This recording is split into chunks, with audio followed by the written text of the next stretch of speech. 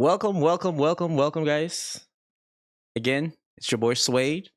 Welcome to the middle ground. And today we have a show, guys. We have a full show. I appreciate you guys being here. Thank you. And we got a lot going on today, right? Let's get started. We're gonna get right into it, right? Um, did you guys hear about the fashion week in Paris? So today, browsing the internet, I noticed we have a lot of celebrities that went to Paris uh, last night, yesterday, I should say, for the 2026 fashion show in Paris, hosted by Louis Vuitton. And we had Pharrell there, which was the designer that's displaying the collection. And also we got Nico, which he's the creator of Bathing an Ape. And also, who else we had here? I have the video here for you guys. I'm gonna show you, but hopefully everyone's doing well, right? Everyone's comfortable. Everyone's good. Grab a drink, grab a smoke, relax. We got a good show tonight. All right. All right. Let's see here. We're gonna start with the show here. Pharrell. This is Pharrell, and this is the gentleman that's the designer of Bathing Ape, right? Let's see who else was there. Stefan Diggs. Stefan Diggs over there. Watch your girls. Yeah, no Stefan out there doing the most. We got Cole over there. Cole's out there doing his thing. All right, Adrian was there, looking spiffy. And we got the Pusha T and his brother, the Clips. The boys, the Clips boys. We got Skepta. Don Oliver was over there. Travis Scott. You know what I'm saying? Country dude. Pierre. Yeah, there was a lot of people there, guys. Idris. Sleek Rick was over there sleeking. Future was there himself. Future the man. All right. So, guys, as you can see, we had quite a bit of celebrity flew out to Paris for Fashion Week. Louis Vuitton was displaying their menwear for 2025-2026, and this is it was a big event. I have a little preview for you guys. You guys could take a look.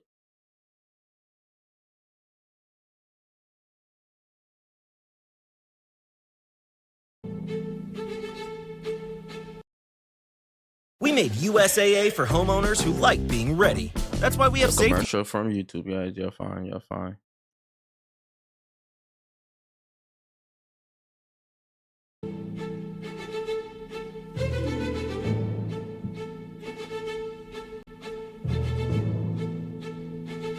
So that's what's coming out for this winter right now.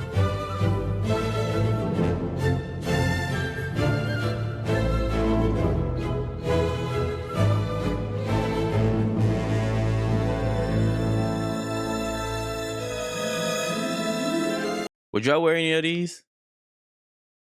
Some of it look good.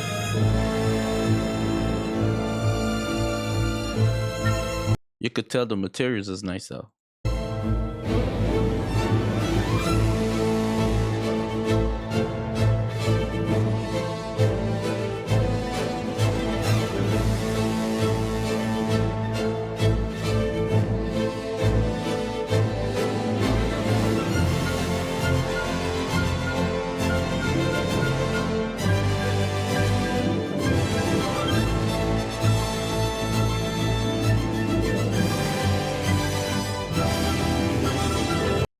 You know, fashion shows, most of the time you see stuff people would never wear in public. Some of this stuff you could tell, the pants and the tops, Even some of the shoes you probably see people wearing them, but I don't know. Some of them look ugly, but we have a couple nice pieces in there.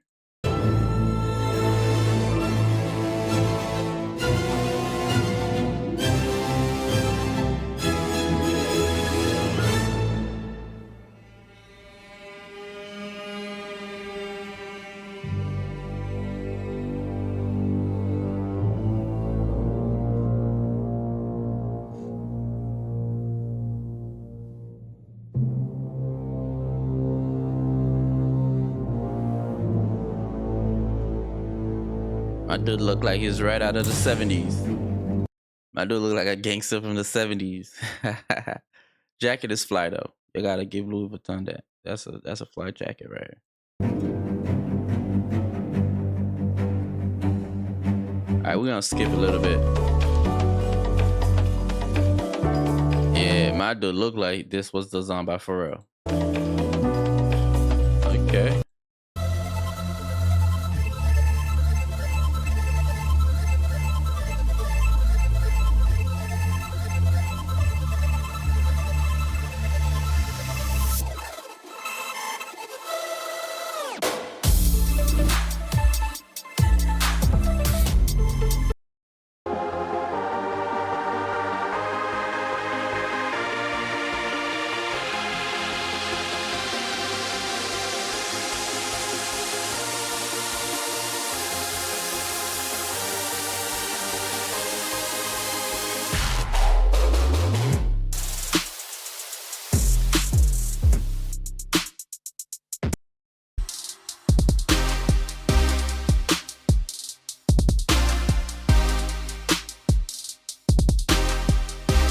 That's Pharrell right here. And his co-designer right here. Alright, you see a lot of the actors, Travis Scott. Okay. A lot of other designers is there.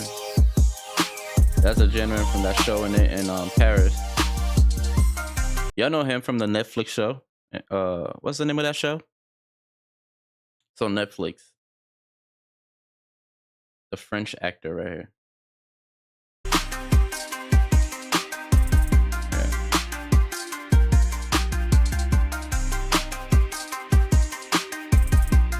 Okay, who else we see? March, this is March, the Jacob the Jeweler.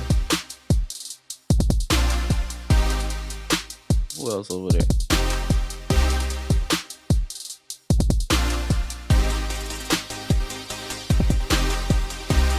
Y'all got the gist of it.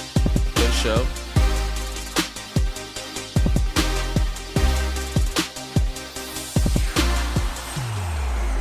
Alright, y'all got the gist of it. It was a good show. Shout out to Pharrell, Louis Vuitton. Now you know it's out there, guys. Go buy you some if you're like any of them. All right. Now I was kind of glad nothing went crazy because last time we had a bunch of celebrities out there. You had Offset in a scuffle, and a couple of the scuffle happened. So we're just glad everything went well. Everyone looks fly, and that's that. We're gonna move on, guys. We do have a lot of we do have some news uh from Trump. Trump is trumping. Yeah, I know Trump in office, he's trumping. And my dude is skipping, is wasting no time. He's getting right into it with all the foolery and some of the good stuff, man. Some of the stuff he got, he's doing already. It's not bad. But some of them is foolery. But our next topic, man, we're gonna move right into a lawsuit. A lawsuit. A hip hop R&B lawsuit. Now, lawsuit nowadays, we notice is a lawsuit every weekend. Every week, 2-3 lawsuits. If it's not Diddy, and then it's somebody else, right? And this time we have a lawsuit coming from Chris Brown. As we know, Chris Brown very talented artist, um, has gone through a lot. My man been going through a lot. He had his the whole thing that went down with Rihanna very long time ago. Um, since then, you had everyone in the industry turn their back against him, and everyone, not just not just casual fans, but everyone feels like Chris Brown would have been a bigger artist if it wasn't for all the sketchy, crazy stuff that happened to him. And furthermore, you had allegations from females saying that he did this and that to them. So come to find out, right? And when everything went to court, a lot of these cases, and we've seen it happen at least 2 3 times. It was bullshit, right? Nothing really went down. It was girls making stuff up, trying to get my boy jammed up. So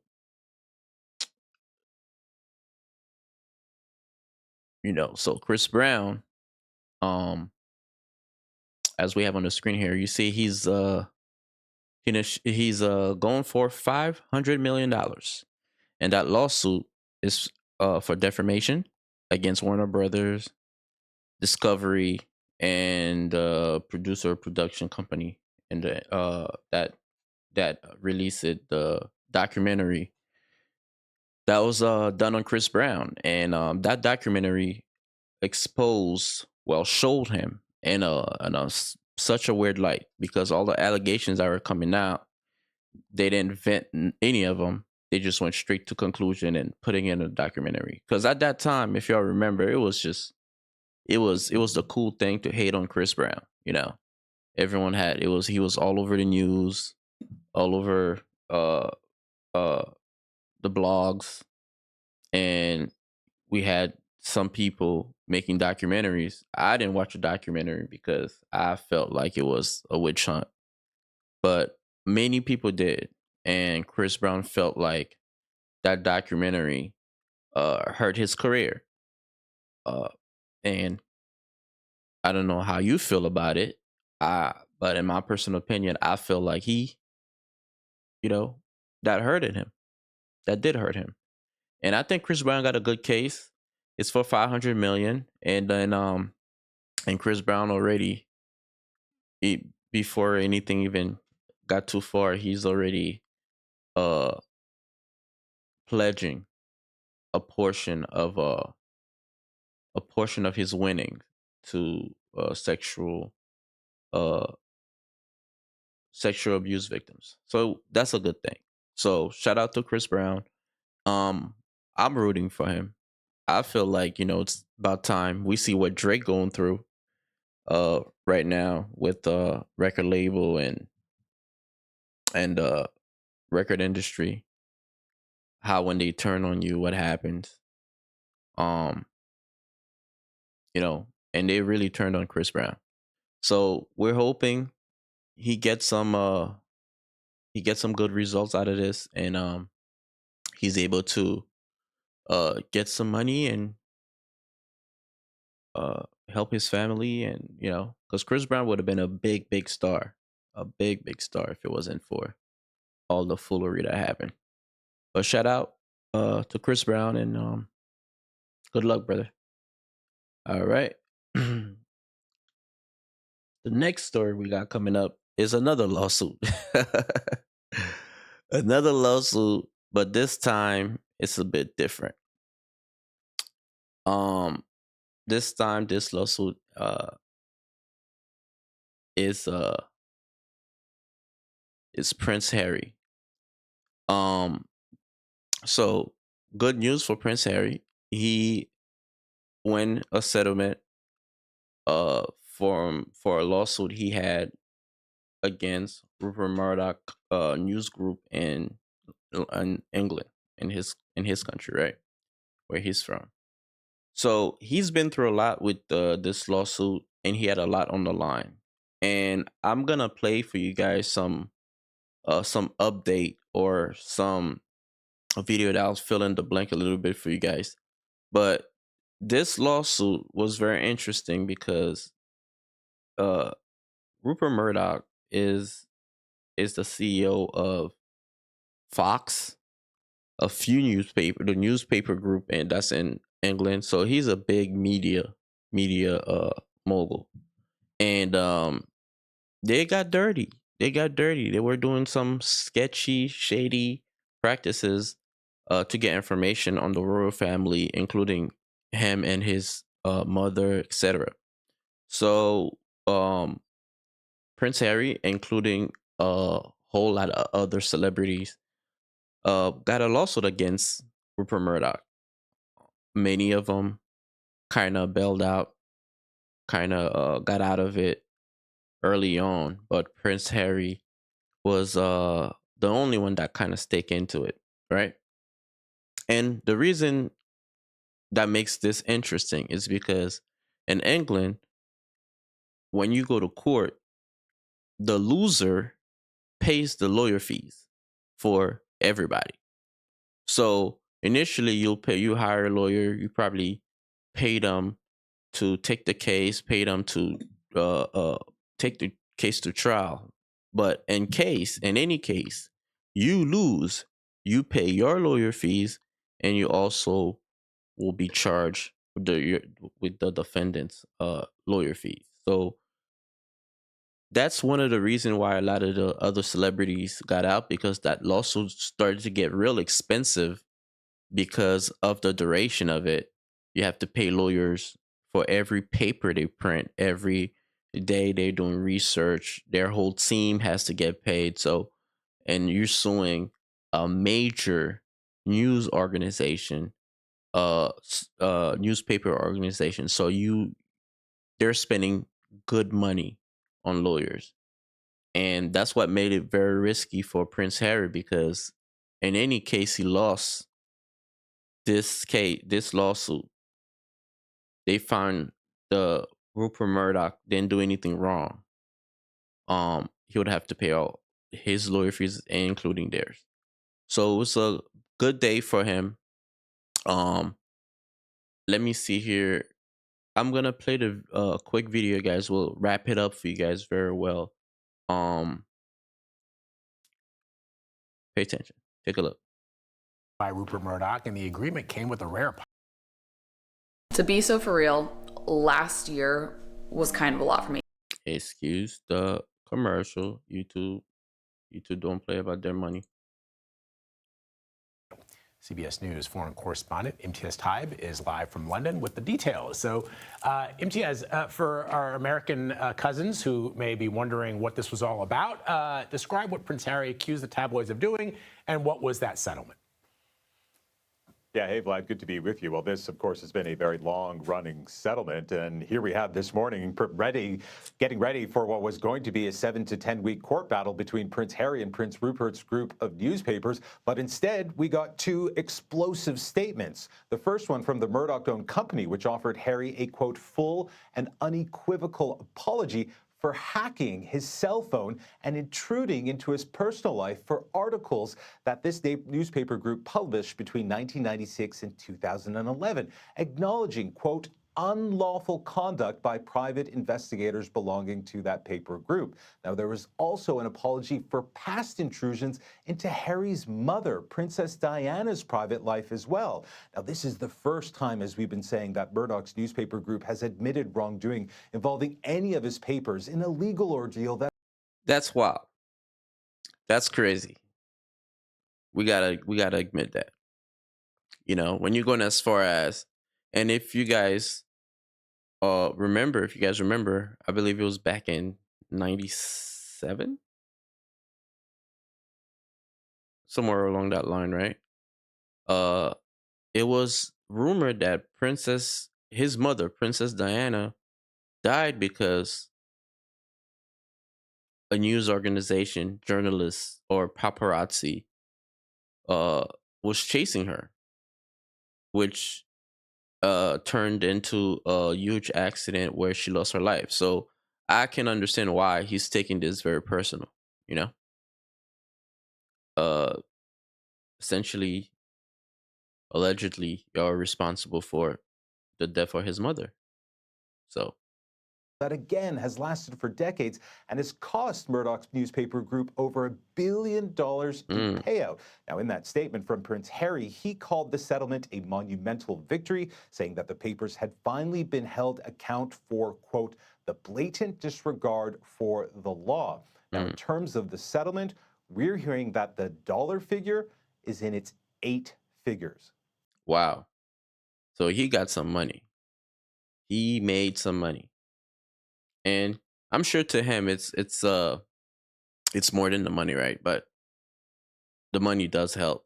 I mean, you got lawyer fees, right? Because they're gonna pay his lawyer fees, and you know, uh, you know, he'll have some money for his family. But you know, he lost his mom. I'm sure, you know, that doesn't change uh how he feels about that. You know, the money is money, but you lose your mom, you don't have your mom. That's forever, right? Um, yeah, I don't agree with that type of practice when you literally stalking and harassing people make their life difficult just for some news. I don't think that's necessary. And hopefully everyone take notes and don't let that happen. Don't and listen. Some of the things that's going on here, I'm sure, you know, I'm not gonna say too much, but you guys see what's going on with Diddy. It's similar treatment from the media and news organization, but in Diddy's case it's a little different. But the constant harassment from the media, it's a little rough, right? Flat. Wow. What kind of precedent are they saying in the UK that this will set for perhaps tabloid media and the content that they Exactly. publish moving forward? Right. Yeah, look, this is, again, as we've been saying, something that has been going on for many years. There was a major inquiry here in the UK called the Leveson Inquiry, which revealed much of this. But this was a case that Prince Harry refused to let go. So many people, around 1,300 people, settled with the Mm. newspaper group because the So it was about 1,300 people, including other celebrities, right? Including other celebrities that was part of this case. And they kind of bailed out because probably was getting expensive. Murdoch got access to billions, so he could drag that out until everyone leaves, everyone's pocket is drained, or everyone lose motivation, right? They can't do that. But as I mentioned earlier, Prince Harry uh, had different motives, right? This is for my mother. I feel like that was his motive. That's the only way you stick in that long and put that much on the line, right?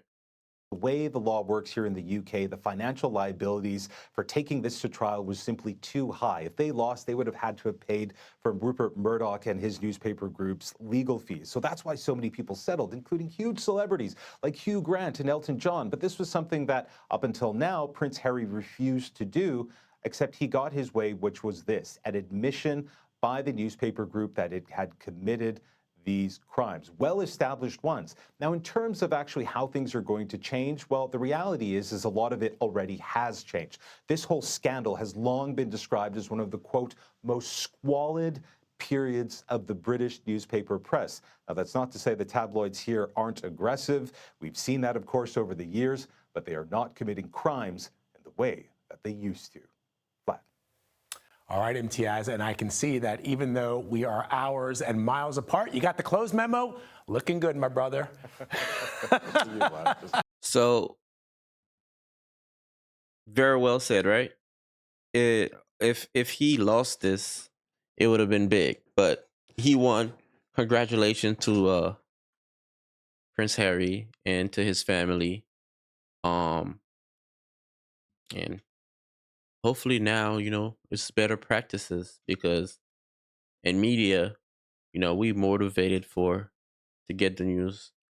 I'm online and doing research all day to bring you guys some news and entertainment. So I'm sure that's their motivation as well. But you got to have some type of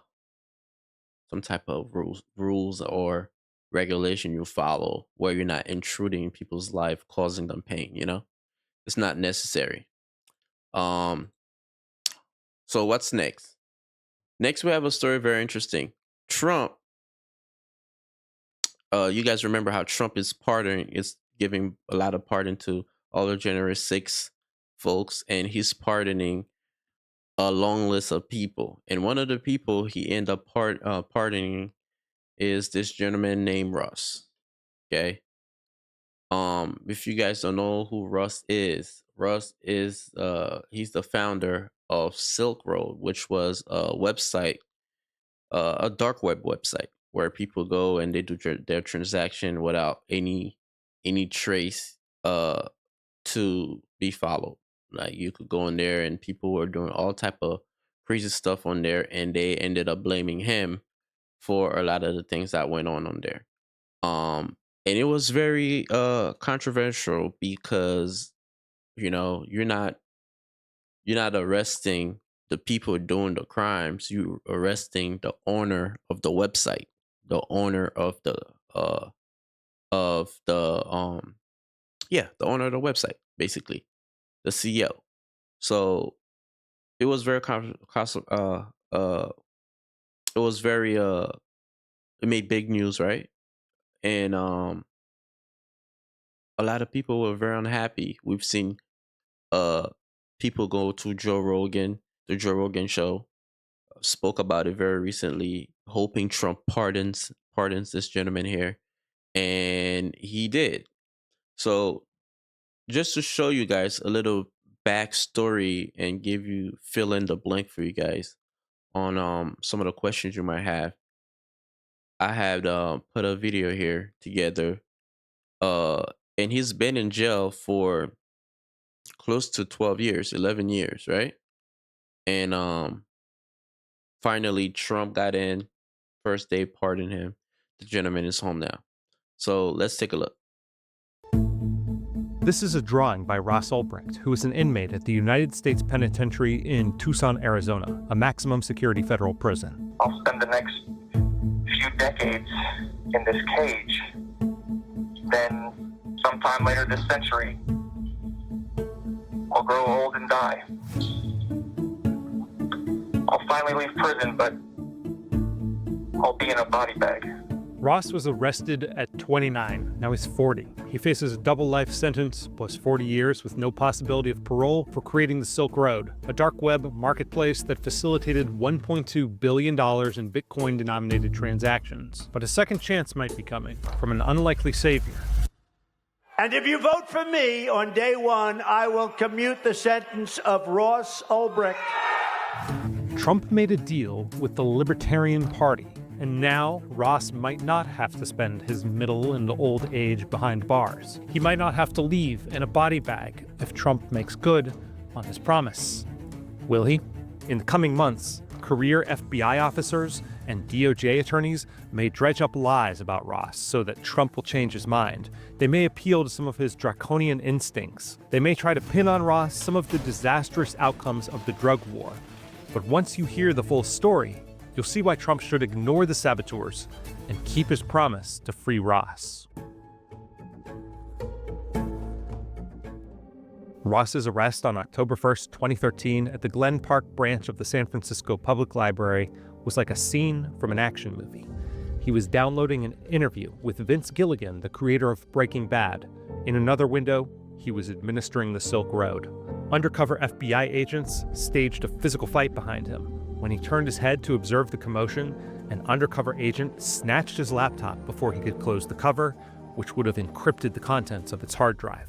The FBI keeps a picture of the computer on display as a trophy from the hunt. Ross was no Walter White, the frustrated high school chemistry teacher who transforms into a violent drug kingpin in Vince Gilligan's series, driven by his lust for power and retribution. Ross was an Eagle Scout who majored in material science and engineering at the University of Texas at Dallas on a full scholarship. He was passionate about libertarian philosophy and Austrian economics. He read Ludwig von Mises and Murray Rothbard. He wrote on LinkedIn that he wanted to use economic theory as a means to abolish the use of coercion and aggression amongst mankind and create an economic simulation to give people a first-hand experience of what it would be like to live in a world without the systemic use of force. I was trying to do something good. I was trying to help us move toward a... This call is from a federal prison. And he did. Ross created an underground e-commerce website called the Silk Road, and he was its first vendor, selling homegrown psilocybin mushrooms. The Silk Road became the eBay of drugs, with trusted sellers earning higher ratings and the message boards filled with tips for safer drug use. It established an ethical code of conduct: no fake degrees, no child porn, no stolen goods. Our basic rules are to treat others as you would wish to be treated and don't do anything to hurt or scam someone else. I was trying to help us move toward a freer and more equitable world. While the Obama administration's Justice Department was pressuring banks and credit card companies to stop servicing gun shops, adult websites, and payday lenders, even though what they were doing was completely legal, the Silk Road demonstrated that with Bitcoin, you could buy things on the internet by circumventing the payment rails that the government controlled. Online trade had become virtually unstoppable. Back then, Bitcoin made me feel like anything was possible. When the idea of Bitcoin really clicked for me, I got so excited. I thought, with Bitcoin, I can try to do something that actually makes a difference. Ross became a hero to libertarians. He has 2 life sentences and never committed a violent crime. The guy has been condemned to rot in prison for setting up a website. They created a smoke screen and used the charges of murder for hire, which they didn't even end up charging in the end. Now would be the perfect time to revisit Ross's injustices and set the man free. But others say he got exactly what he deserved. This is the judge who finally got it right. Right. All right. We all agree here on that? Concur. Life in prison without parole? Yep. Anybody else, any other wise guys want to do it? That's what you're going to get. We all know the road to hell is paved with good intentions, right? And now here I am. I'm in hell. Does he deserve this fate? As Ross became paranoid that he'd be caught, did he stray from his high-minded ideals and break bad like Walter White? And does that mean Trump should think twice before freeing him? Ross's friends were shocked at his arrest. They described him as sweet-natured, loyal. Y'all think he got a stash of Bitcoin? That's what I'm thinking about. So if he's out right now and he was only using Bitcoin on his website, or most of the transaction being made were in Bitcoin, you think he got a stash of Bitcoin? My boy probably rolling in dough right now, right? Guileless and non-aggressive. He comes across as poetic and sensitive in his artwork, and an online interview posted before his arrest. It was definitely a first love experience for me because I learned a whole lot about love and myself and like how attached and vulnerable you can get. Those who oppose freeing Ross say that he was also a contract killer. He actually solicited the killings of as many as 6 people, offering $150,000 to a would-be hitman. His mother said non-violent guy. No. But when you look closer, things get murky. Here's what we know. When building their case, prosecutors drew on chat logs from a moment of crisis at the Silk Road. The site's top administrator, Curtis Green, had just been arrested. It looked like he might have stolen about $350,000 worth of Bitcoin. Nob, a participant on the Silk Road, was chatting with the site's top administrator, who called himself the Dread Pirate Roberts. He told Nob that this will be the first time I've had to call on my muscle. Do you want him beat up, shot, just paid a visit? I'd like him beat up, then forced to send the Bitcoins he stole back. Later that day, the Dread Pirate Roberts messaged Nob again. Okay, so can you change the order to execute rather than torture? He was on the inside for a while, and now that he's been arrested, I'm afraid he'll give up info. Nob sent the Dread Pirate Roberts a picture of what looked like Curtis Green being tortured and killed. I am pissed I had to kill him, but what's done is done. It turns out that Nob was DEA agent Carl Force, one of 2 investigators on the case who went to prison for embezzling Bitcoin during the investigation. He had staged Green's murder. But maybe the Dread Pirate Roberts, who was chatting with the corrupt undercover agent who set up a fake hit, wasn't actually Ross Ulbricht. After all, the name was inspired by the film The Princess Bride to describe a character inhabited over and over through many generations. My boy putting out hits. Golly. I was rooting for him, but he putting out hits. I don't know if Trump did the right thing. I was about to say, Trump did the right thing. The man just made a website, right? Man just made a website seem a little unjust to put him in jail for 2 life sentences plus 40 years, right? But if you're putting a hit, homeboy, I don't know. Let's see. I am not the Dread Pirate Roberts, he said. My name is Ryan. I inherited the ship from the previous Dread Pirate Roberts. When the Dread Pirate Roberts gave an interview to Forbes 2 months before Ulbricht's arrest, he insisted that he was not the site's founder. What inspired you to start the Silk Road? I didn't start the Silk Road. My predecessor did. The Silk Road forums are full of comments from the Dread Pirate Roberts account. Did you write those? The most I am willing to reveal is that I am not the first administrator of Silk Road. The jury never saw this interview. Everybody say was there multiple DPRs? Absolutely there was. I was DPR once. Curtis Green says to this day that he doesn't believe Ross is the one who put out the hit and claims the undercover agent Carl Force, aka Knob, also had access to the. So they're lying. So that's weird already. And, you know, I know we're joking here, but the gentleman doesn't look like anyone that would go as far as put a hit. I think he's more of a rebel socially. Like he'll create a website and, you know, probably go online and express himself or put out articles. I believe that's as far as the gentleman probably would go from what I'm seeing thus far, right? But staging that he is putting a hit out on people just to get them in jail for life, it's crazy, but we know it could be done, right? Dread Pirate Roberts account. And Carl Force and myself, as far as I know, were the only ones that have the login. When I was supportive of Ross to my attorneys, they said, why were you supportive of a guy that tried to kill you? And I immediately snapped back and I said, how do you know that he tried to have me killed? You're just going by what the government tells you. Federal prosecutors never charged Ross for attempted murder, but the federal judge who sentenced him to 2 life sentences plus 40 years with no possibility of parole did take that into consideration. Referenced these episodes in her decision. Of course. The fantasy is that this sentence is anything more than just purely punitive and completely beyond the range of what drug offenders get in this district, in this circuit, in this country. The judge also said that Ross should be a public example for acting as though he was better than the laws of this country. Well, maybe he is. The drug war is the real villain in this story. It's cost $1 trillion while fueling decades of black market crime and violence, all as overdose deaths have increased. Yeah, and I agree because not that what he was doing was perfect, right? Because on the website he built, people was dealing drugs and buying, selling, and amongst a bunch of other things that was going on that website. But, you know, first of all, he wasn't selling drug personally. It's a service he is a service he created, his website, and allow people to do their thing on there and sell and use Bitcoin. But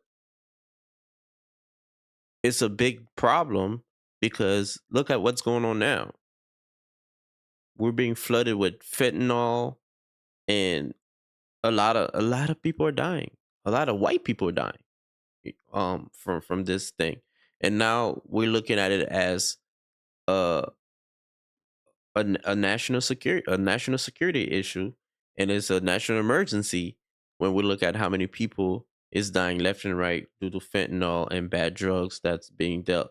At least, you know, with something like this, maybe that you could kind of check the quality. You could put rules on there. Hey, you can't sell fentanyl on here.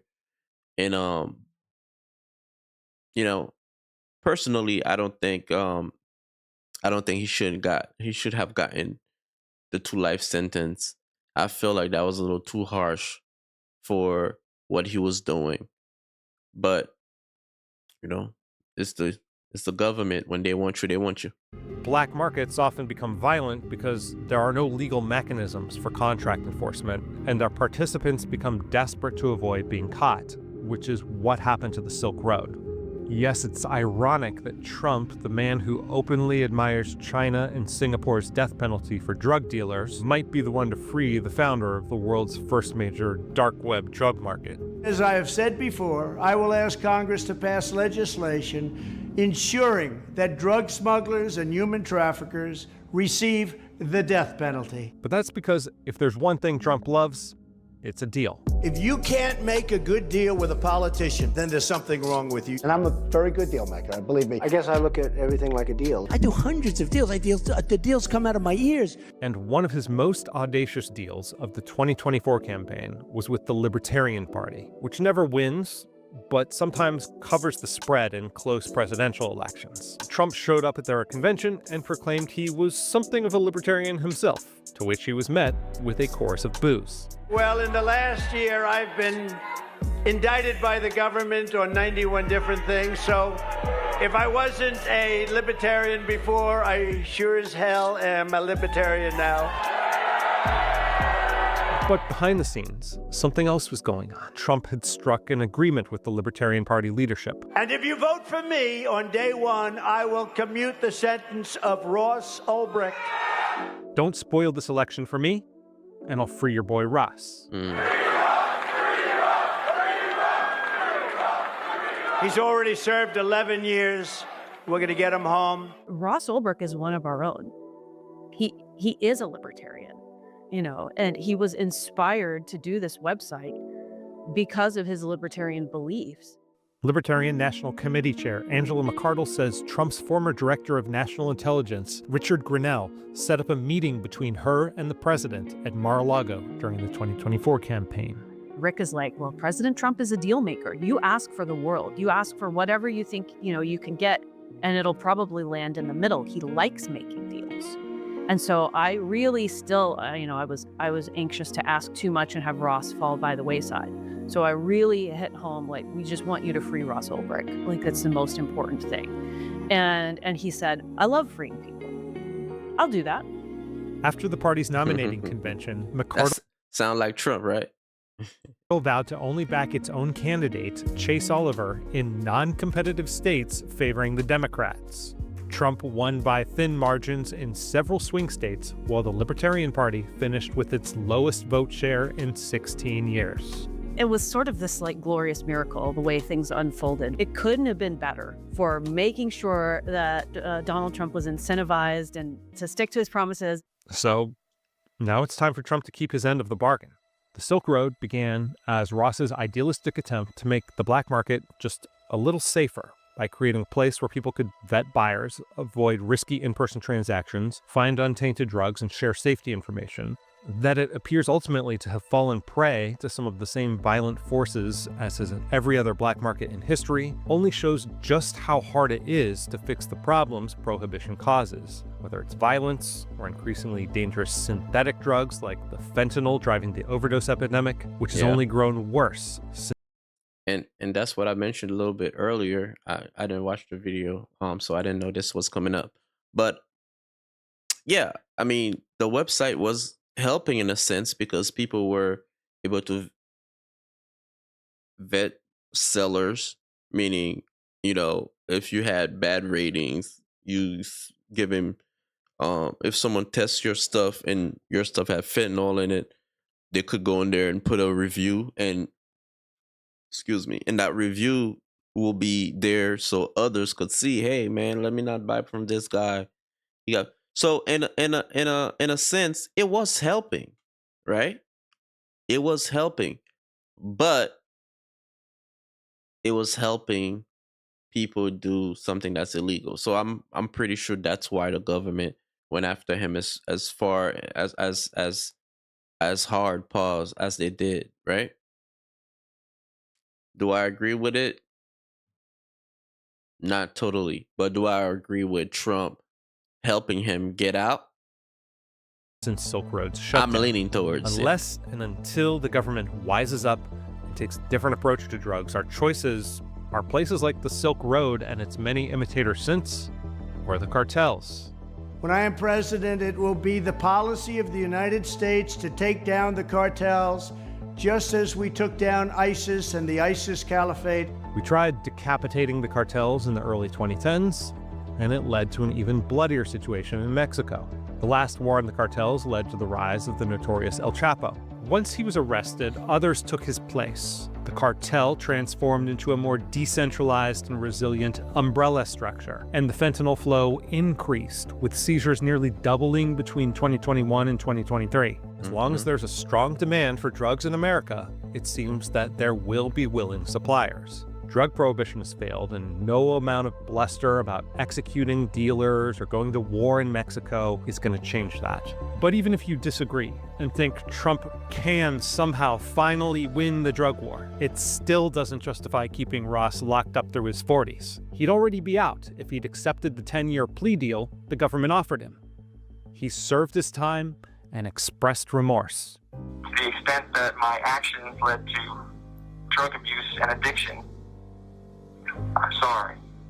Ross has been a model prisoner, pursuing his master's in psychology, teaching and serving as a conflict mediator on the inside, and collecting over 150 signatures of support for his release from fellow inmates. It certainly would be a far more defensible intervention than Joe Biden's self-serving pardoning of his son Hunter for all potential crimes. Right? Right? You know, you got to think about what Biden did for his son. And his son was doing all the wild stuff. Right? Crimes covering more than a decade. What are you going to do over the next 5 years? Like one sentence. I'm gonna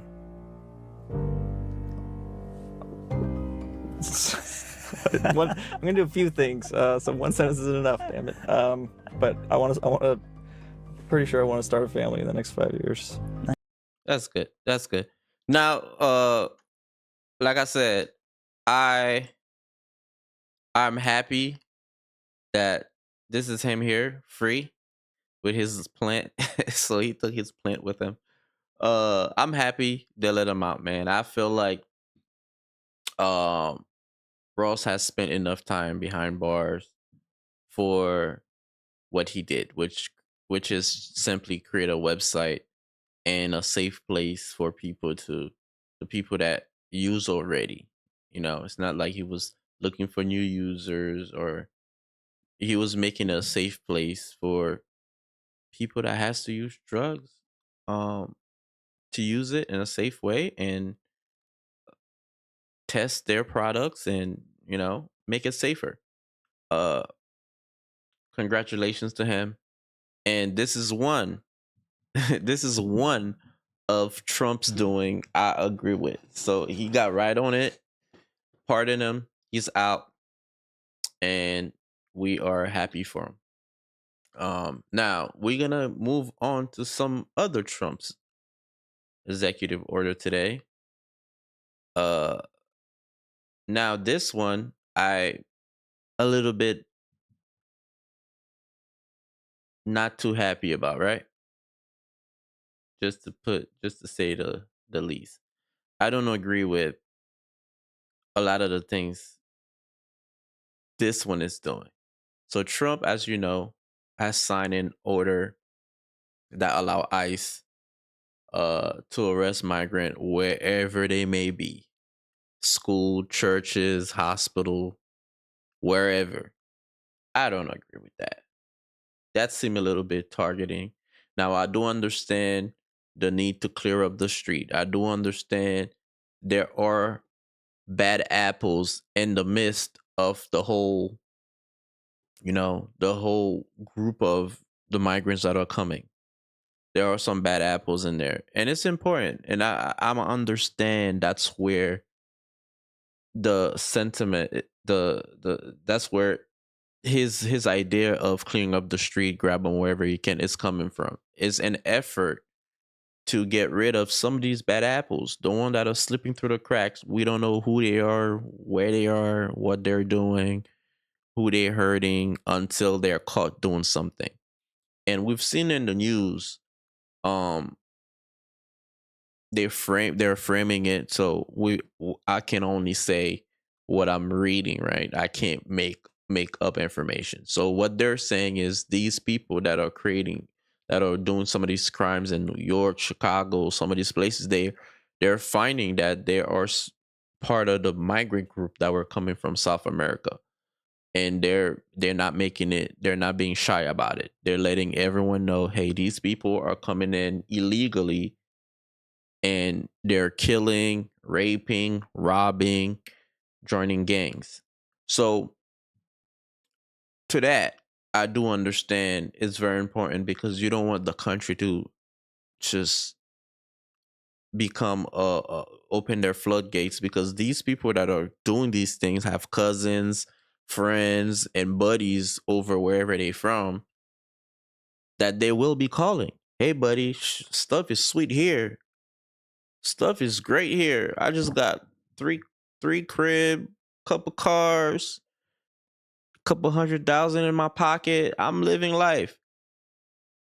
Now, if these people are robbing, dealing drug, and doing all type of illegal things to obtain that type of lifestyle, when they able to do here, because they're, first of all, they're not on the system, so no one know they're here, right?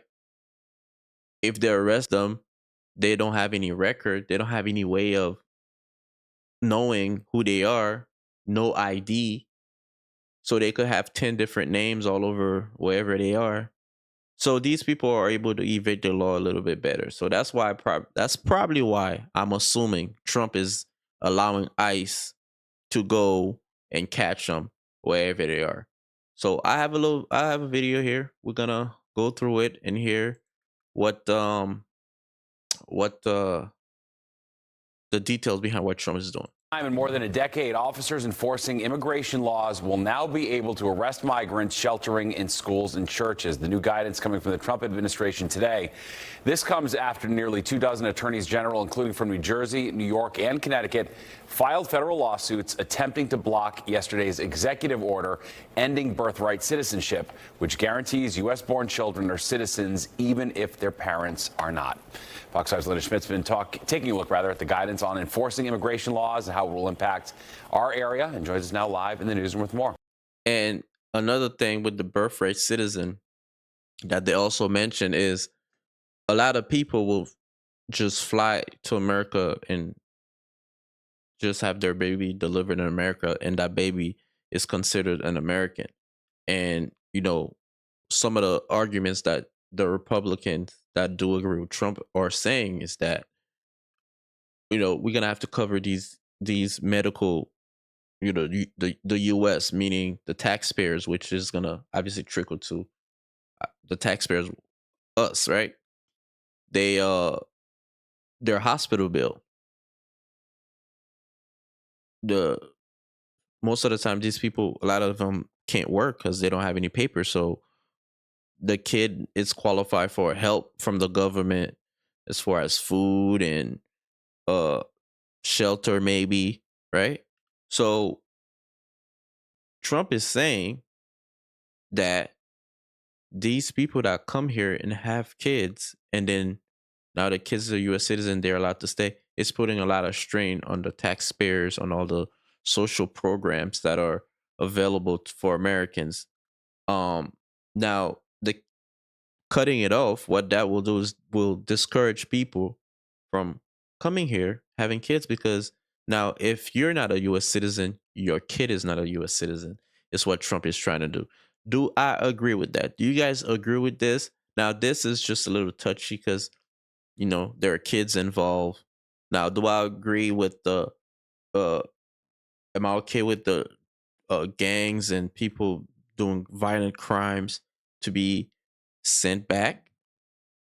We could have a talk about that, on a case by case, depending what they're doing, especially if the crime is violent, then fine. But, this is something that has been in our Constitution since it was written, right? If you were born on this land, it makes you an American. That's simple. So, yeah, it's a bit touchy. This one I don't really agree with, but Trump promised he would do it. Trump is going to do what he does, right? Yeah, hi there, Steve. Well, first of all, President Trump, he had promised mass deportations, and today the administration taking a major step.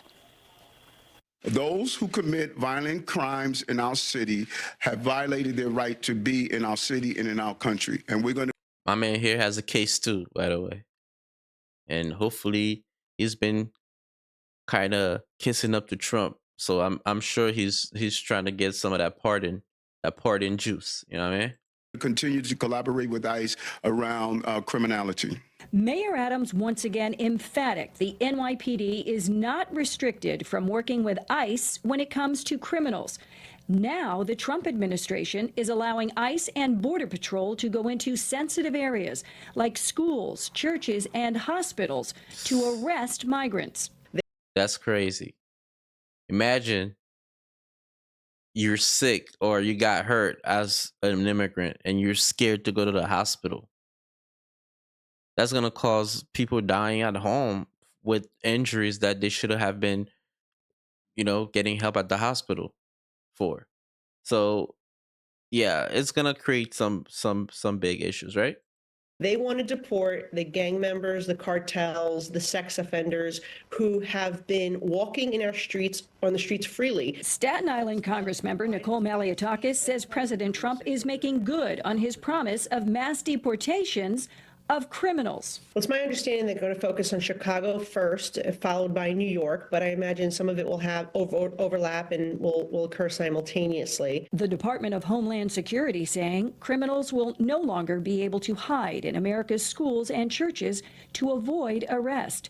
But many migrant advocacy groups say the sweeps will target innocent migrants. People are going to be scared to send their children to school. They might disenroll their kids from school. People who need health care will not go to hospitals because they fear that ICE might go into the hospital. At St. Paul and St. Andrew Methodist Church on the Upper West Side, their message to ICE and Homeland Security is on the door. To just show up and say, oh, we just want to look around. No, that's not okay. Reverend Kay Carpin says the church. My man Smooth. He's like, nah, that's not okay. And I agree. It's not okay. You can't go to church and hospitals or schools. These three I strongly disagree with. It's gonna disrupt. It's gonna hurt. It's gonna put a big.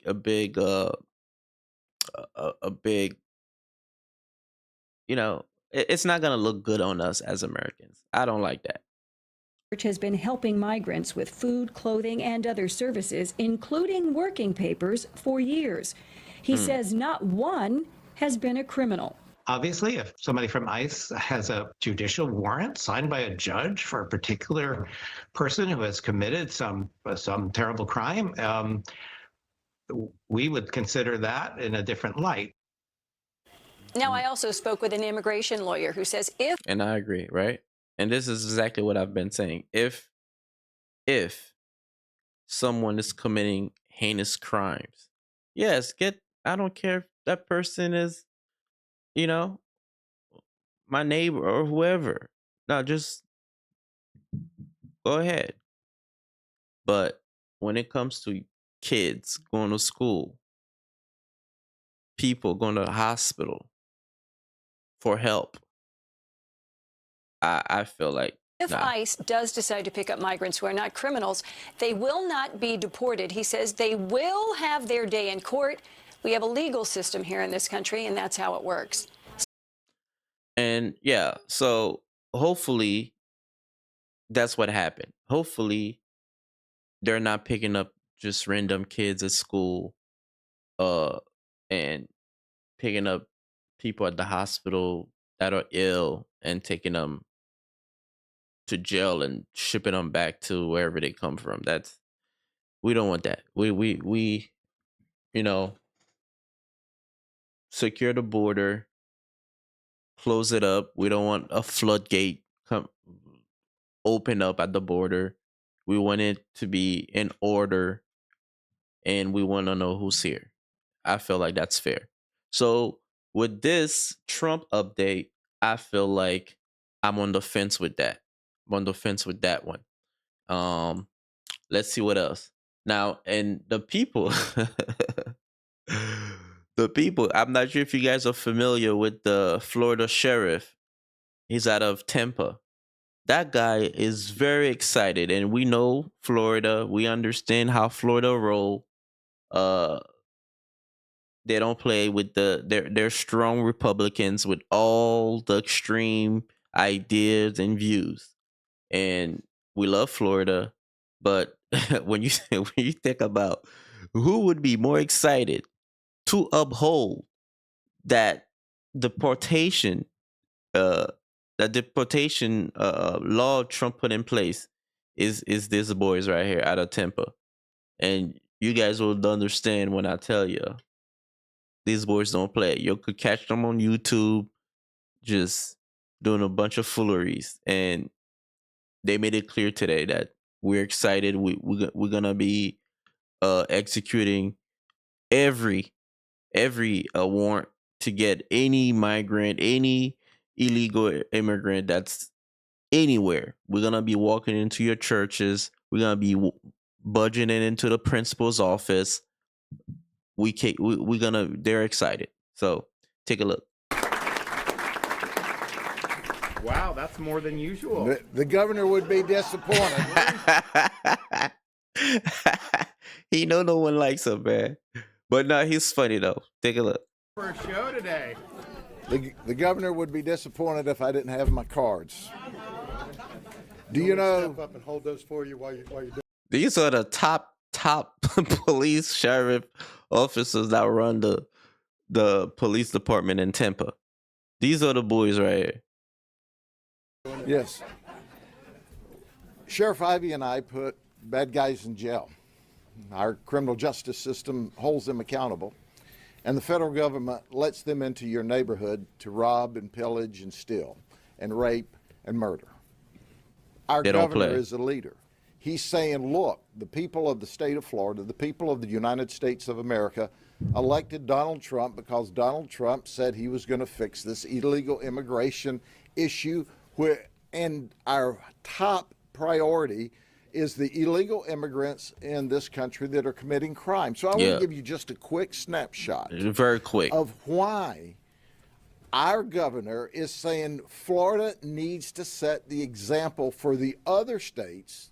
And believe me, they will. These boys do not play. And with Trump in office, oh man, these boys are excited. They put in their little police officer outfit, ready to harass you. Just be careful, guys. These boys don't play in Florida. To support the president to get rid of these criminals who are victimizing our people. How about Edie Grandos? He's not only here illegally, he killed a 21-year-old. He was leaving the scene of a crash, no driver's license, in Homeland, Florida. Well, with that, this is what we were talking about the last segment, right? People like that comes in driving and doing, probably driving drunk, leaving the scene of an accident. Not having any driver's license or register anywhere. That's the sad part. You understand? And I do understand where Trump is coming from by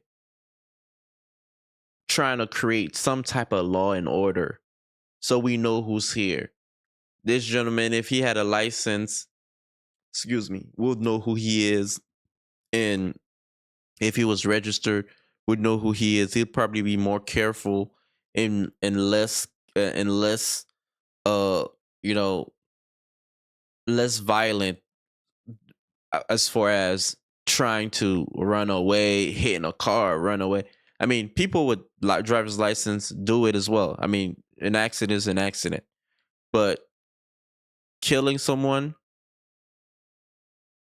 yeah, I can understand. Anyone can understand if that was your loved one killed by someone that's not supposed to be here anyway, right? That's here illegally anyway. You'd feel like you're robbed of something, right? So that's the sentiment these people are coming with. But Florida, we know they're excited. We know he's excited, especially this gentleman in front of us here. He's in press conference every month showing you who he's arresting. He takes his job very seriously, and we know they're excited. Think about that for a minute. We had another instance where we arrested a guy 4 times for no driver's license, and ICE never deported him. Oh, that's minor. And then he ran over someone on a scooter and killed them. Had he been deported for violating the law, that person riding the scooter would be alive and well today. And then there's Elmer Kennel. He's 24. 2 people died, and a 18-year-old high school girl will be injured with issues forever because he was here illegally from Guatemala, caused a car crash, and 2 people died. This is a snapshot. We could give you hundreds. Okay. Dorito Casto. He was deported 2 times. He came back. He had a crash on 1792, DUI manslaughter. Yeah, that's those examples. You can't say they're wrong.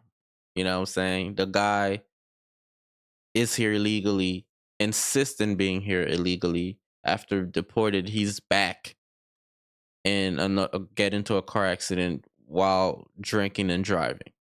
You know, these examples, guys, we gotta give it to them. We can understand why they're implementing these laws right now. After he was already deported 2 times. How about Ernesto Morales, who's 32? His hit and run killed a 5-year-old little girl when he ran into the rear end of her car on Highway 60.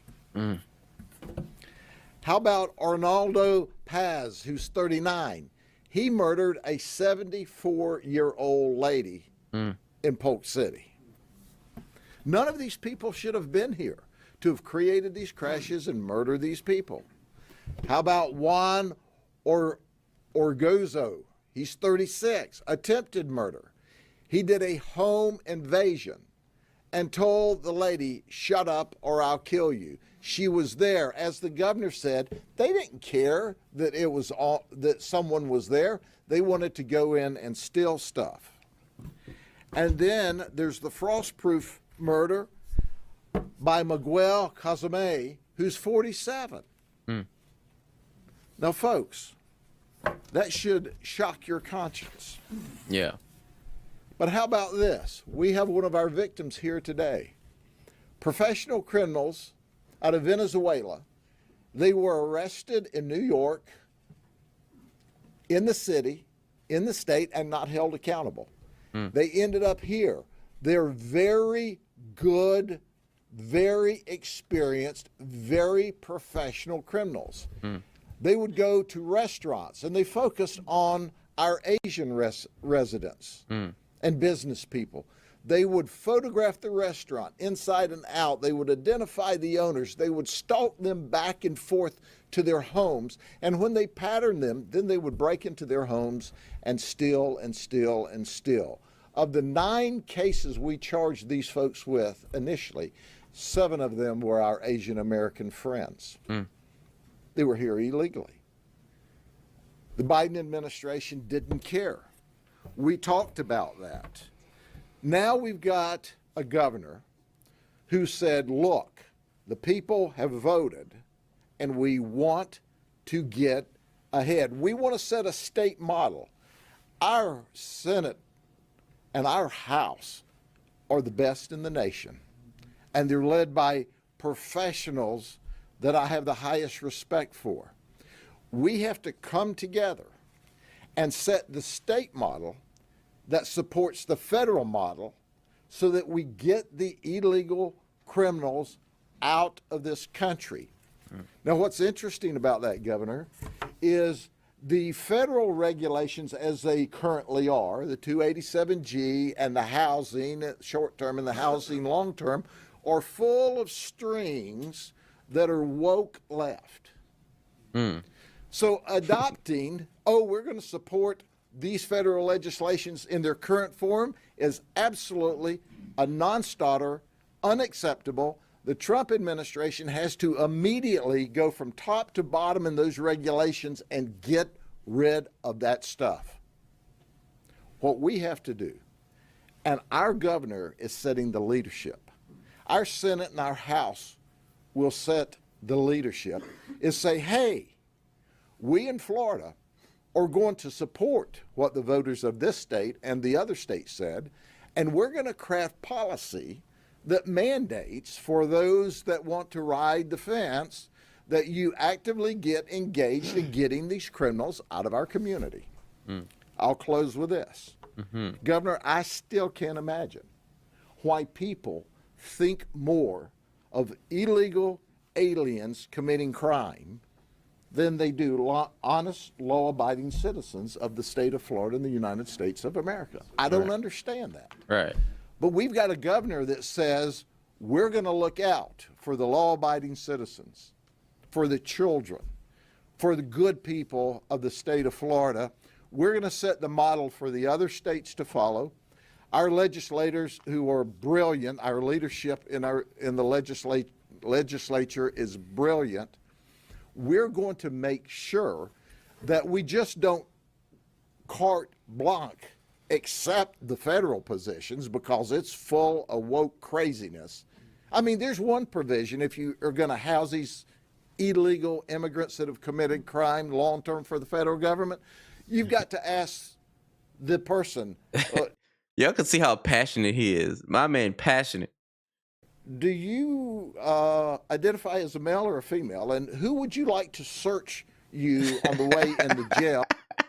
So he's bringing up what we spoke about yesterday. One of Trump's law, which is we only recognize male and female. So that's what he's referencing here. And we've got to have medical check you 3 times a week, and blah. Yeah. Just gag me with it. That's the craziness that's written into the legislation. So listen, those of you that are writing for the Trump administration, get that crap out and let us do what we do best. Yeah, it's fuck y'all up. They do a good job. He does a good job out of Tampa, man. They don't play. They do not play. You're in Tampa doing something weird and illegal, they will find you. They will find you. These boys are passionate and they don't care about some of your rights. They don't care about some of them. Some of them, they will skip. You know what I'm saying? The law enforcement officers of the state of Florida will do their job. Our governor is the leader. Our governor is saying, now's the time and we're the place to set the example of how we can protect people and keep them safe in the free state of Florida. And I'll leave with this message: southbound and down. Hey, I feel like that's the poor illegal criminals southbound and down. Wow. Them boys. This is Florida for you guys. Is this a little racist right there? Nah. Is this a little racist? Oh man, the poor illegal alien criminals. Okay. I agree, man. I agree. The people that are killing, hurting people, drunk driving, who I feel bad for is some of the kids that are here. They're not trying to cause issues. They're just here for school. They're working probably at a restaurant or somewhere that hires them under the table, making a little money. going to school, going to church, and doing the right thing. Unfortunately, some of these people are probably going to get caught in that whole fiasco. That's what I feel bad for. Now, do we agree with the whole thing? No. Clearly, we feel bad for the kids and the young people that are probably coming here to escape poverty and work a little bit, make some money, or go to school. But the criminals, people breaking into people's houses, killing, hurting kids, etc. Um, we okay. I'm okay with Trump trying to get rid of some of these people because you don't want it to get to your doorstep, right? And with that, we agree. But shout out to the sheriff of Tampa. Respect my dude. When I'm out there, I'm friendly. Leave me alone. So next on the list on Trump to-do list, right? He had promised to bring investors into the US from everywhere. And so we remember he had promised, I believe, 100, and he told a guy, hey, how about I bring 200 $1 billion investment in the US to kind of help our economy. And they came back with good news. So he kept his promise. Is literally what, the third day he's showing up with 500 billion in investment in AI and other projects, right? Stargate project. So this one, I'm on the side where we're happy with it. I'm in agreement with this. So let's take a look and get a little bit more detail on what's going to be coming with the 500 billion Stargate project that Trump is putting together.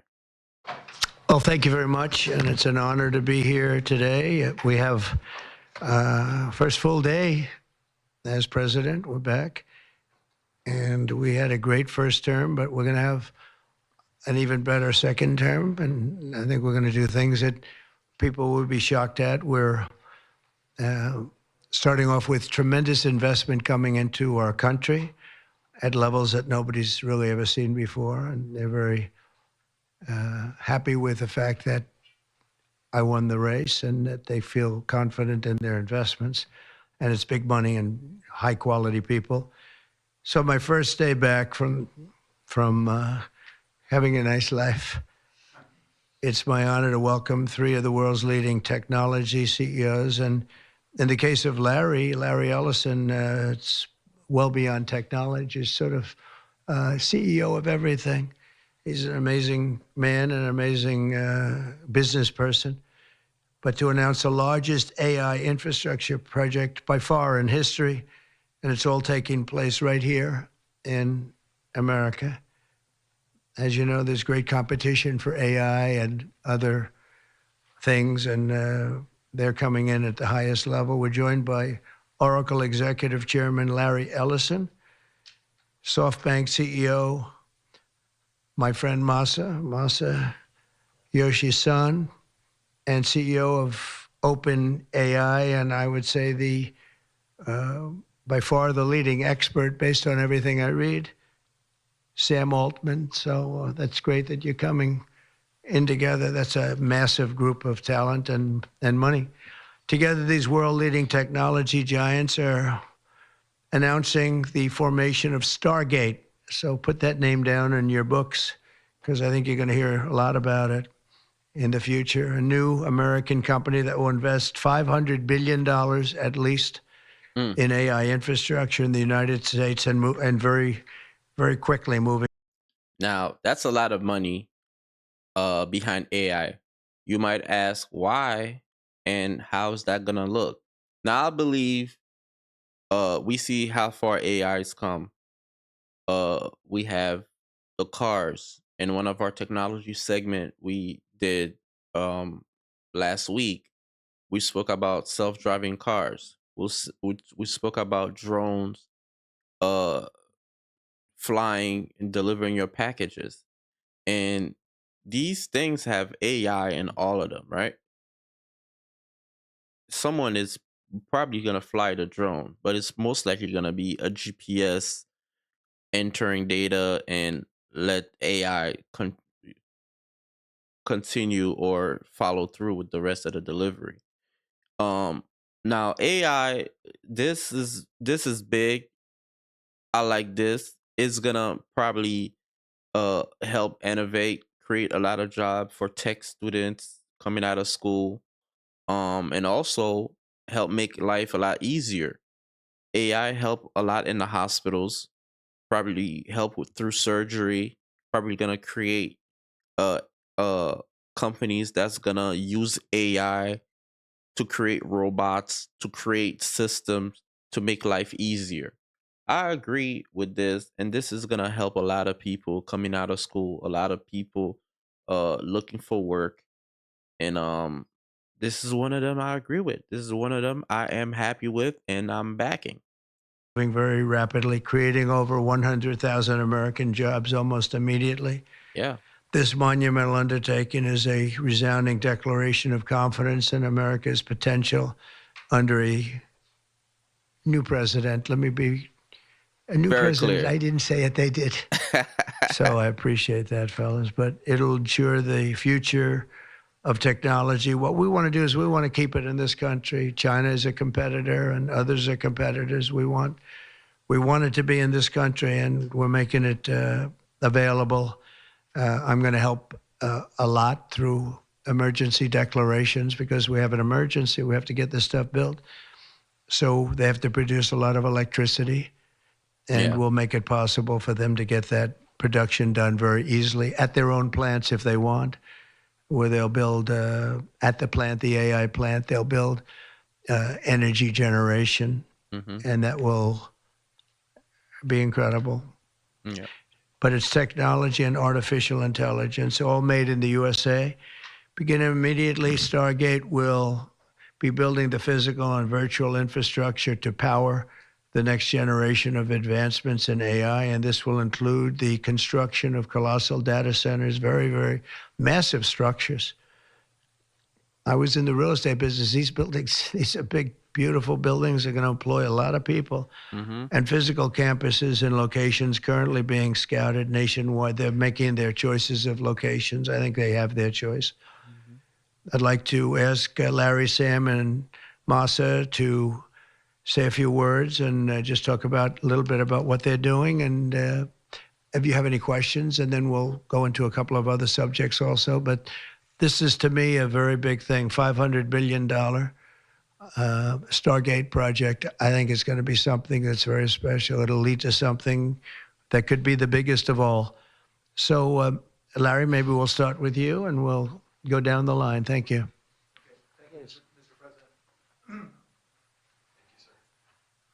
Thank you, Mr. President. We certainly couldn't do this without you.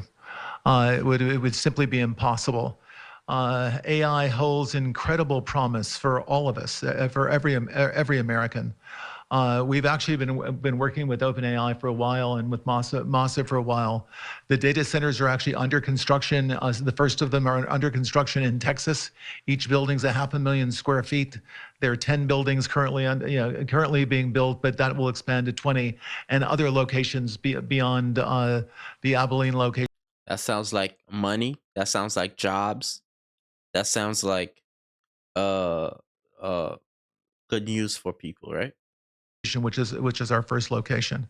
The kind of applications that we're building, to give you an idea, maybe the most charismatic and the one that I think touches us all is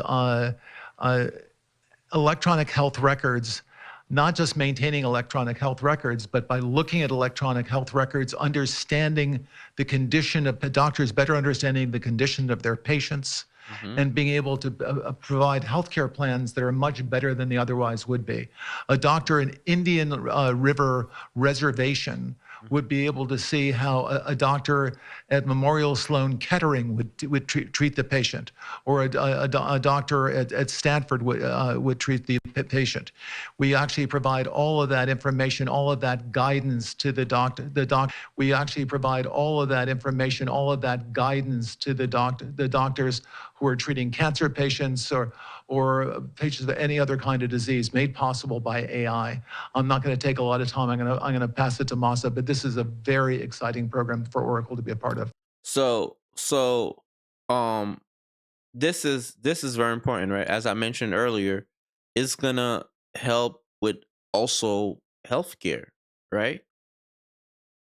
You'll have AI will be able to probably be in the surgery room, probably, you know, the AI's hands won't be shaky. Won't, probably will help with surgery and be more accurate with more precision and save more lives, right? So these companies are important, and Trump bringing the the the the money and the companies and the minds to help facilitate these projects. I can't disagree with the man. I like this. Thank you.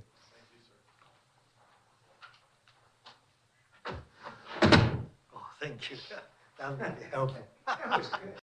Wait, did they throw a freaking bench over there? They threw like a little stool for my man. He looked like he's about 4 feet 11 or something. That's crazy. That's good. That's good. I feel Yo, for real? Nah, they playing with him, yo. But my dude, like, look, I'll stand on my money. You know, he look, look at him. He's used to it. tall now. Yeah, I'm tall now. No way. Thank you. You're welcome, bro. Mr. President. Golly. Last month I came to celebrate your winning and promised that we will invest $100 billion. And you told me, oh, Masa, go for 200. Masa is funny. Yeah. Now I came back with 500. Whoa, bruh, that's big boy talking big boy money. Look, you hear that? 500 billion. He's just stunting on us right now. He's letting you know I'm short, but my money tall. You know what I'm saying? Because this is as you said yesterday, this is the beginning of golden age of America. This is one great example, I think. Right? Yeah. We wouldn't have decided to do this. I think so. This is the beginning of golden age. We wouldn't have decided unless you won. And yesterday we agreed, we signed. Yeah, that's a big deal. Even the gentleman is giving Trump his flowers, letting him know, listen, man, it's this is you. If it wasn't for you, we wouldn't be able to do this. And they're winning too because they're in Texas, so they have affordable land.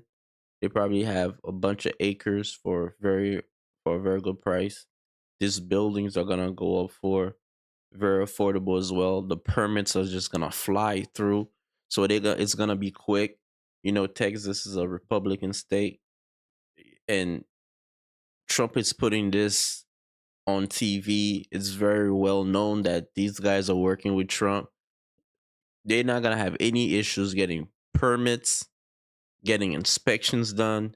These buildings are gonna be built quick. These jobs are gonna be they're gonna be up by the end of this year, I'm assuming.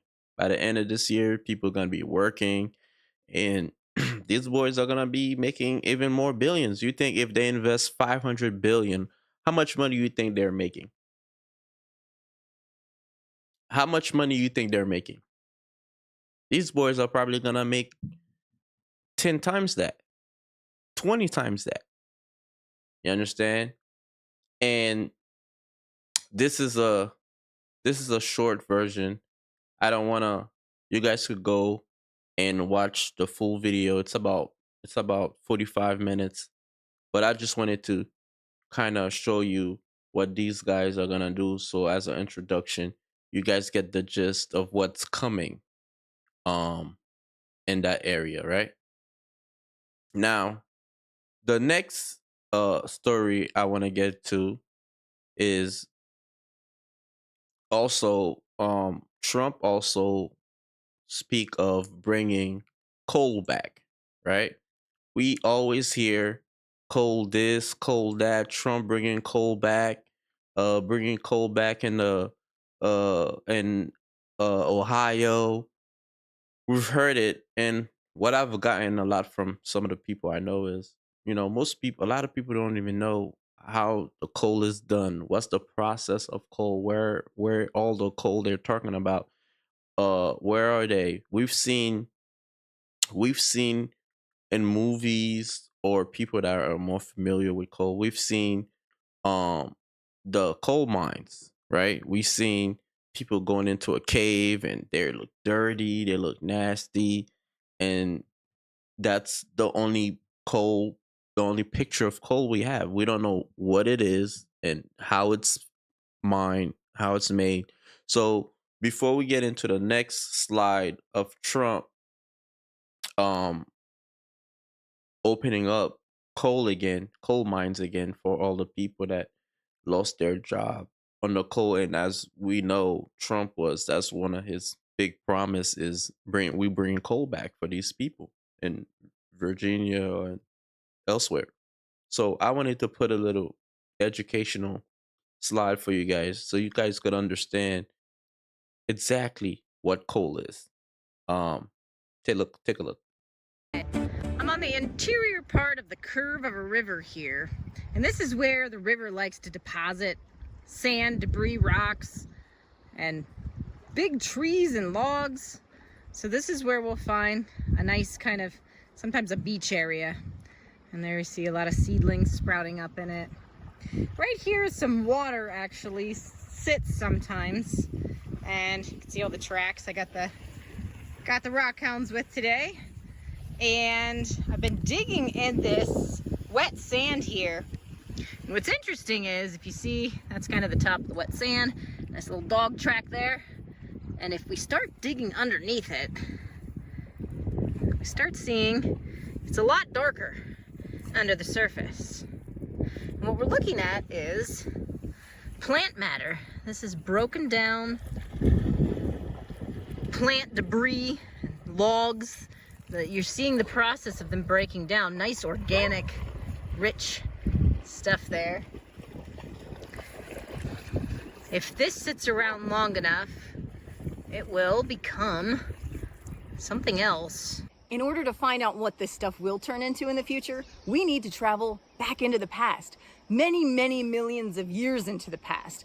And we can do this by looking at existing rock layers, tall sedimentary units that are layered with shales, claystones, mudstones, sandstones, siltstones, and in them we also find seams of a dark black substance. Coal. This is the result of many, many millions of years of the compaction of plant debris, like that stuff we were playing with on the beach. Now, it obviously looks a little different than the plant matter that we were looking at, and that's because it's undergone a lot of physical and chemical changes since it was first deposited. And over time, we get a little bit more of a compact, harder substance like this. And it doesn't obviously start out as coal. It starts out with the stuff we saw on the beach, and then it goes through a series of processes of different grades of coal. Coal is found in sedimentary rocks, most often in sedimentary layers or groups of formations that include rock types like sandstone, siltstone, and shales. Take, for instance, the Mesa Verde group. This is actually a group of formations, each containing layers upon layers of those sedimentary rocks. Now consider, where would you expect to find coal in these types of units? Would it be in the sandstone layers like the Cliff House sandstone or Point Lookout sandstone, which are marine origin near shore deposits? Or might it be in something like the Menifee Formation, which contains river floodplain and coastal swamp environments? And take a look at this image, which shows the stratigraphy, or relative order, of the rock units, correlated with the types of ancient environments. Notice in the lithology key that the shaded black box represents coal. And in the graphic, that correlates with, you guessed it, swamps. That's right, coal is formed in coastal and inland swamp. I didn't know that.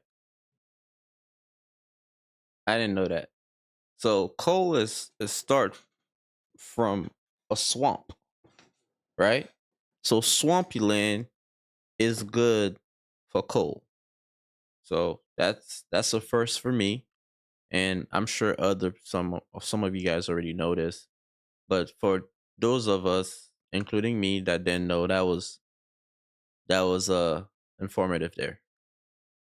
Environments. And while nearby environments like splays and marshes and lakes seem similar, they don't quite have the same physical and chemical properties of a swamp that make them conducive to coal formation. And that's why we find coal associated with these other types of sedimentary rocks, especially carbonaceous shales. These shales are great places to look for plant fossils. So clearly, to find coal, we need to find ancient swamp environments. But first, let's take a look at the different types of coal that can form. Hey, just a real quick message from me, Heather, the host here at Let's Go Geo. Actually, I am host, videographer, photographer, editor, creator, all that stuff.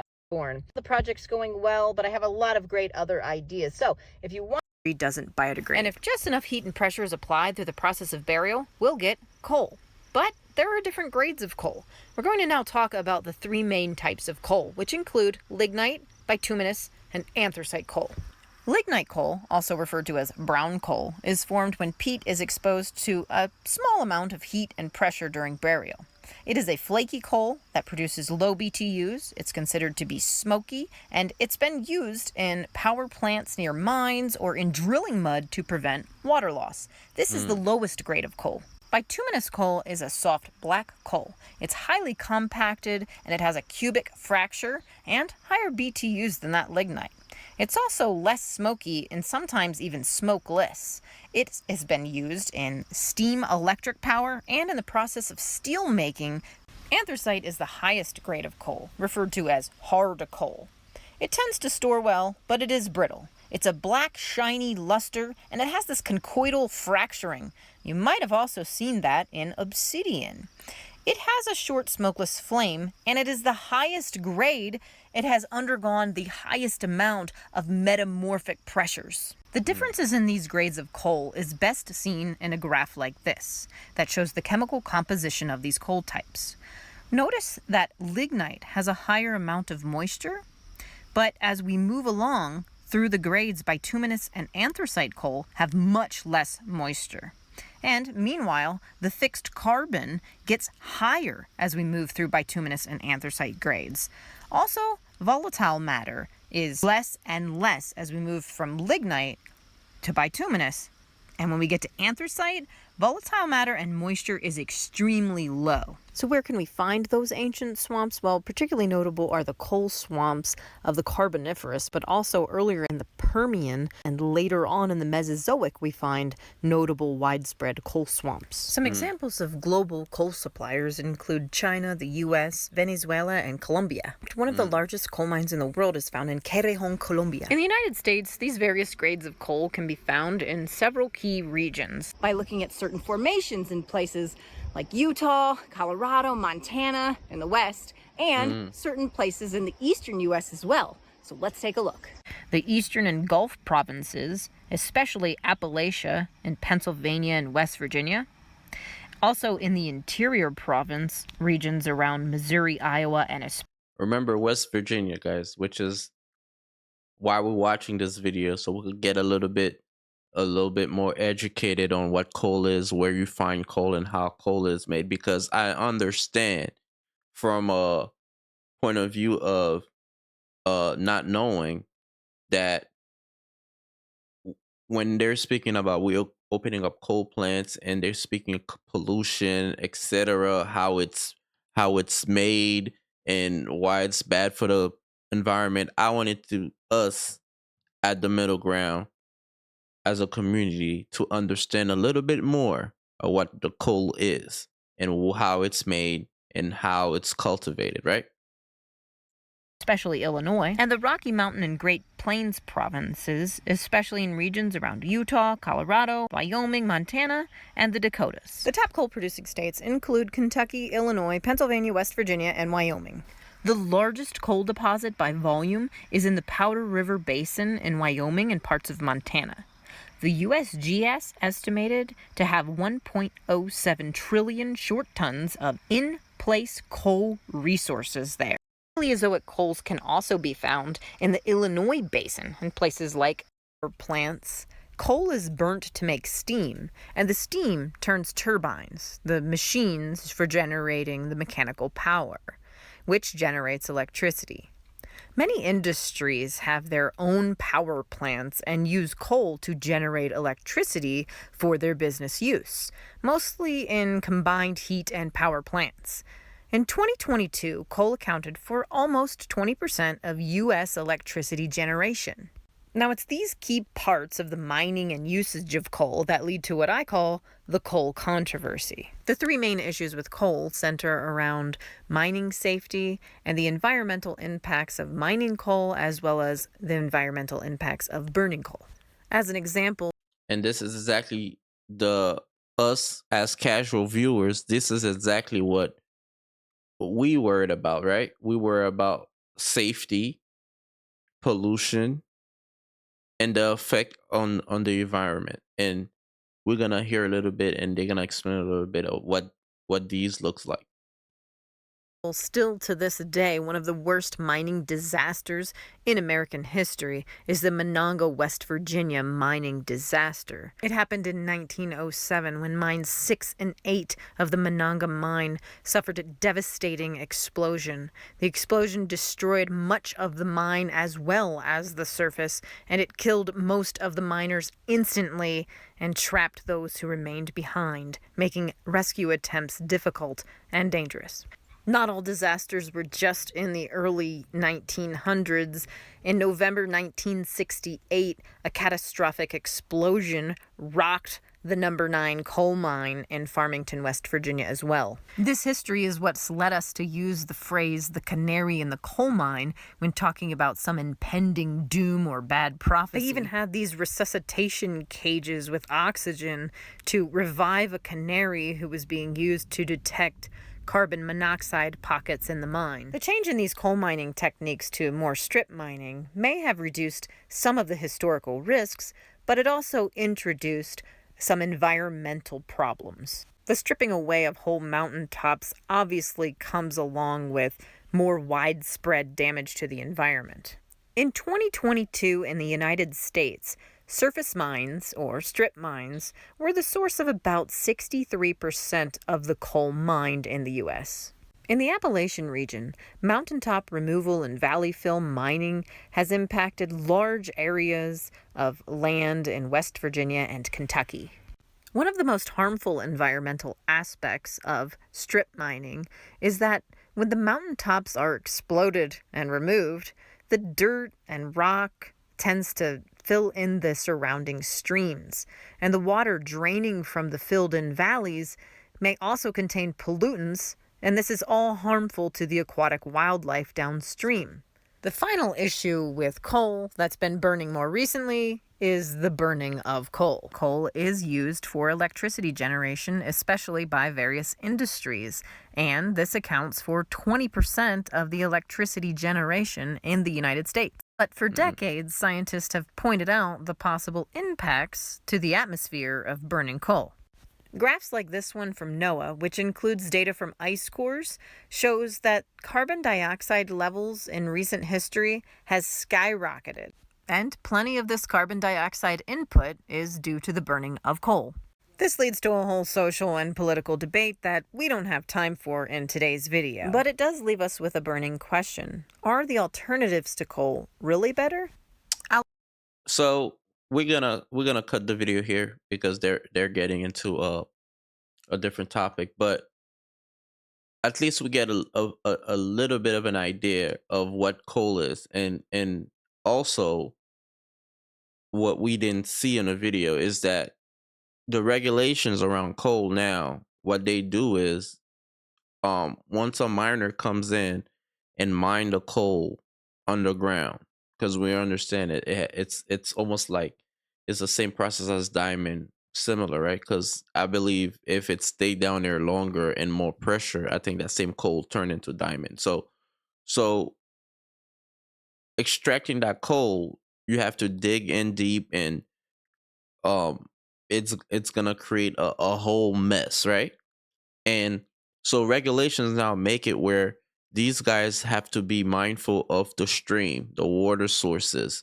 And also, once they dig and make a big mess there prior to leaving, once they're done mining, they literally have to cover up that land, turn it back to flourish, to turn plant plants and trees and make it luscious again prior to leaving. So those are some regulations that are in place to kind of help with some of our worries. But here is the regulation. Here's the Trump sign. The Trump signing the into law that the way he's bringing the coal back. I have a video here, guys. Give me a second. Here you go. Towns, Kaiser, West Virginia Mayor Damon Tillman and Southeastern Montana Development Corporation. One of the great challenges in this world. YouTube and commercials, guys. Bear with me. It's great to have both of you with us. And when it comes to coal specifically, Damon, I'm going to start with you in West Virginia, because I've done a lot of stories on coal, how we've used technology to make it more clean here in this country, perhaps more so than anywhere else in the world. And Bessent is making that point, of course, about how much of a polluter China is with its coal. So when you talk about what your constituents want and what your constituents need, explain to me how President Trump's policies are going to help them. The biggest thing it's going to do, it's going to help with jobs. You know, they got rid of the coal industry, practically depleted the coal industry in West Virginia. And by bringing it back and doing what President Trump's doing is definitely going to bring more jobs and more opportunity for the residents of my city and of the state of West Virginia. Jim, talk to us a little bit about this energy emergency. So Donald Trump's going all in, right? We've got an energy emergency. He's basically systematically going down the line and reversing almost everything that Joe Biden did by executive order. So you're looking at this declaration, you're looking at these executive orders. What are you seeing there that unlocks possibilities for energy, for coal, and where you're doing it in Montana? Yeah, well, we certainly love coal as well, like the good mayor from West Virginia. But we just feel as an economic development professional and along with most business owners, we welcome these new changes, these policies, this declaration we heard yesterday. It just brings a common sense approach to everything, a balanced energy portfolio. I don't know if you want to call it all of the above, but we desperately need more base load power in this country. Yes. And by unleashing the American technology and innovation, like you mentioned, prices will go down, jobs will go up. And these are good paying jobs in some of these rural areas. So we're very excited about the leadership change and that communication coming out of DC. Jim, I'm so glad you brought. Yeah. And, you know, this is very encouraging for people that work their whole life in those areas. And some of those towns are coal towns. Most father, son, uncle, everyone works at the mine and go to church on Sunday. You know what I'm saying? So these communities that were used to a way of living, and that's all they've known for all their life. When these jobs were taken away, we can understand why it created a bunch of problems. You know, those people without that job, they probably have to go out of town. Some of them have to go over the road out of state to get jobs to support their family, because these jobs were good paying jobs where a man can support a household um by just having a hard day of work and coming home and doing that every day, 5 days a week, is supporting his whole family. You know what I'm saying? So we can understand why these people in West Virginia and other places are excited and happy by the news that Trump is bringing back it's cutting back regulation on coal and coal mining and coal energy, right? About that up because this is coming off that presser that President Trump just held, where there'll be a $500 billion investment in AI data centers starting in Texas. You need a tremendous amount of energy for that. And so this is broader than coal. He said he wants to embrace nuclear. He wants, companies to be drilling. He wants all forms of energy because that is what we need, not only for economics in this country, but for national security as well. Right. Yeah, absolutely. As West Virginia, Montana has a lot of coal. I think 30% of the country's coal is in Montana, or we're number 5 or 6 in production. But we're very excited about oil and gas, a renewed interest in oil and gas, the fossil fuels. But we also have world-class supplies of wind and geothermal, and we're looking at SMRs, or small modular nuclear reactors, in our community, along with some fantastic transmission opportunities. The North Plains Connector Project, which will actually connect the east and the west grid, starts in Colstrip and will go into North Dakota. So we're very, very excited about all of the above, this diversified approach versus mandates from D.C. Right. So, Damon, you're a mayor in West Virginia. You've got constituents who, for 4 years, have watched their ability to afford life reduce because of inflation. They've felt under pressure because of an administration that denigrates the thing that so many of them and their ancestors have done. What does it feel like when you talk to your constituents about their assessment of the possibilities in America going forward when it comes to energy? It feels like Christmas. It's a great day when President Trump won that election. Yeah. It opens up a whole lot of possibilities, and not just the coal. I like the diversified area when we talked about the pipelines as well, the oil, the gas. That opens up so many other jobs for my constituents and for other people in different rural areas, such as, security. Leeton Security is one of the best there is, and Kevin Mayberry in Texas, he employs a lot of people from a lot of my area in West Virginia. And I know they look forward to getting back. And when I tell you it's like Christmas, it really is. I see their eyes sparkle. I see their eyes light up when they know and they think that the possibility of getting back to work is in.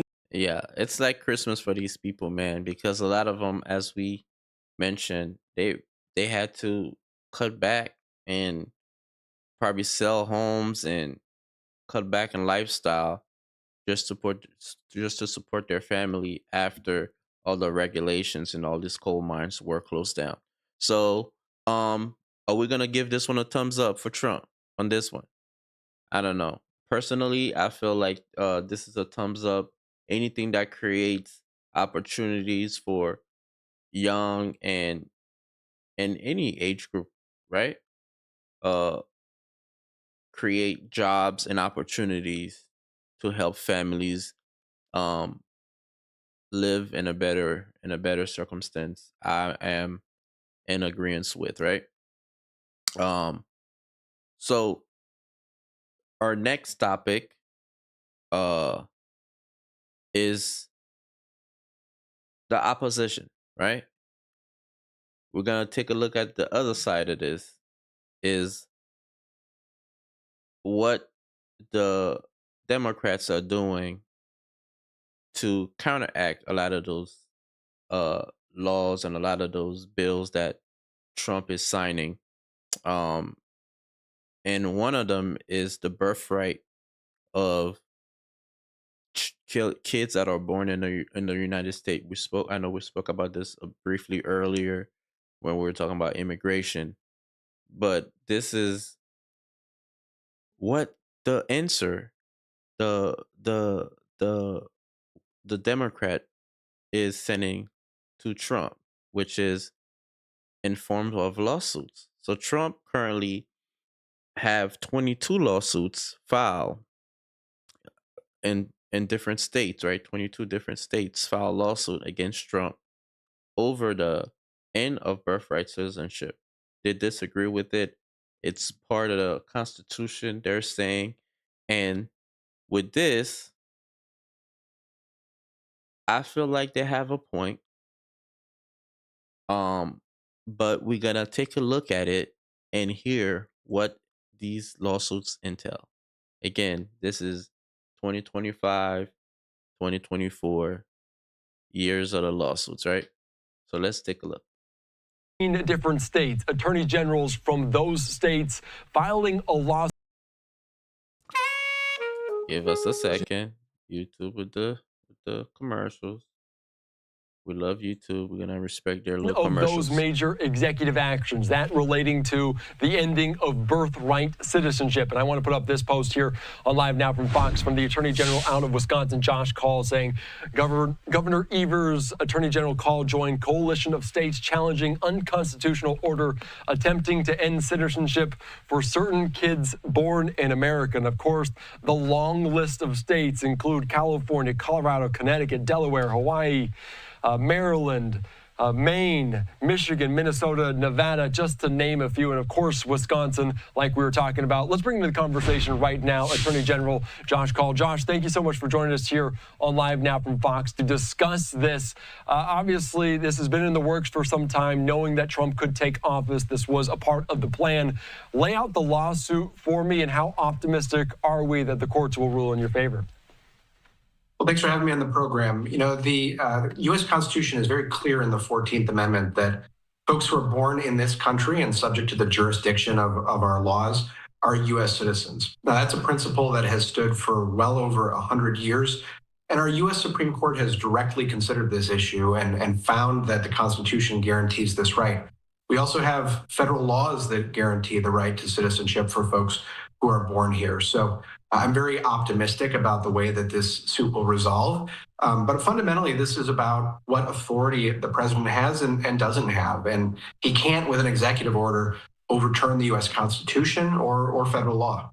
Yeah, that is a very good point. We've heard some language, the governor there in Wisconsin calling egregious, reckless, unconstitutional, just to name a few of those adjectives about there. I want to ask you just the position of these 18 states. Why did you feel it was best to come together as this group of 18 to pursue this lawsuit? We often work together with AGs around the country. Sometimes we do that in a bipartisan fashion, like when we all worked to hold opioid companies accountable for their role in the opioid epidemic and help to secure funds to fight that epidemic. We also work together on antitrust cases to reduce prices. But in other times, Democratic AGs or Republican AGs will link up and work together. That allows us to conserve resources, but also to make sure that cases are directed in a way that doesn't lead to a series of different cases all over the country, but instead has one or two focal points so that these issues can be resolved efficiently. Yeah, and of course, one of those main components there, maybe moving it up as it will likely end in the Supreme Court. That's kind of where it all roads lead in terms of this case. Are you concerned in terms of that, as we've seen this Supreme Court overturn major precedents before, notably Roe v. Wade? Is there any concern in your eyes about this case if and when it does reach that level? Well, certainly the composition of the U.S. Supreme Court is different now than it had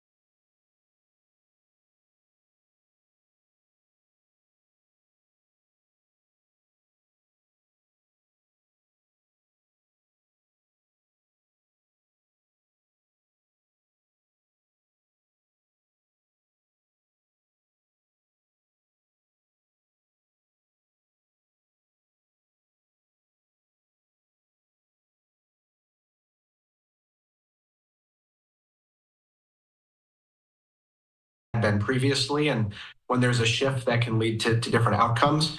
But in a legal case, if the language of the Constitution is on your side, that's a good thing. If you've got a Supreme Court precedent on your side, that's a good thing. And if you have federal law on your side, that's a good thing. Here we have all three, so I remain optimistic that ultimately the rights. So as I was saying, guys, I'm sorry I was muted here. Yeah. So do we agree with most of the things Trump is doing? No. But as I was saying, here at the middle ground, we'll be here to kind of dissect some of these ideas, right? Dissect some of these things he's doing, and we'll see the good and the bad out of it. But it's up in the air right now. And as I said, do I think they'll be able to stop Trump? No, I don't. I don't think they'll be able to slow him down. These lawsuits will slow him down, but is it gonna stop him?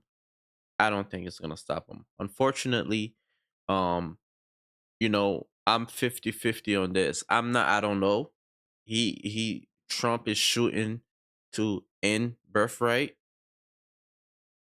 We'll see, just like Roe v. Wade, if they'll be able to pull this off. Because sometimes it's very possible, and you never know, right? Of these kids under our U.S. Constitution will be protected.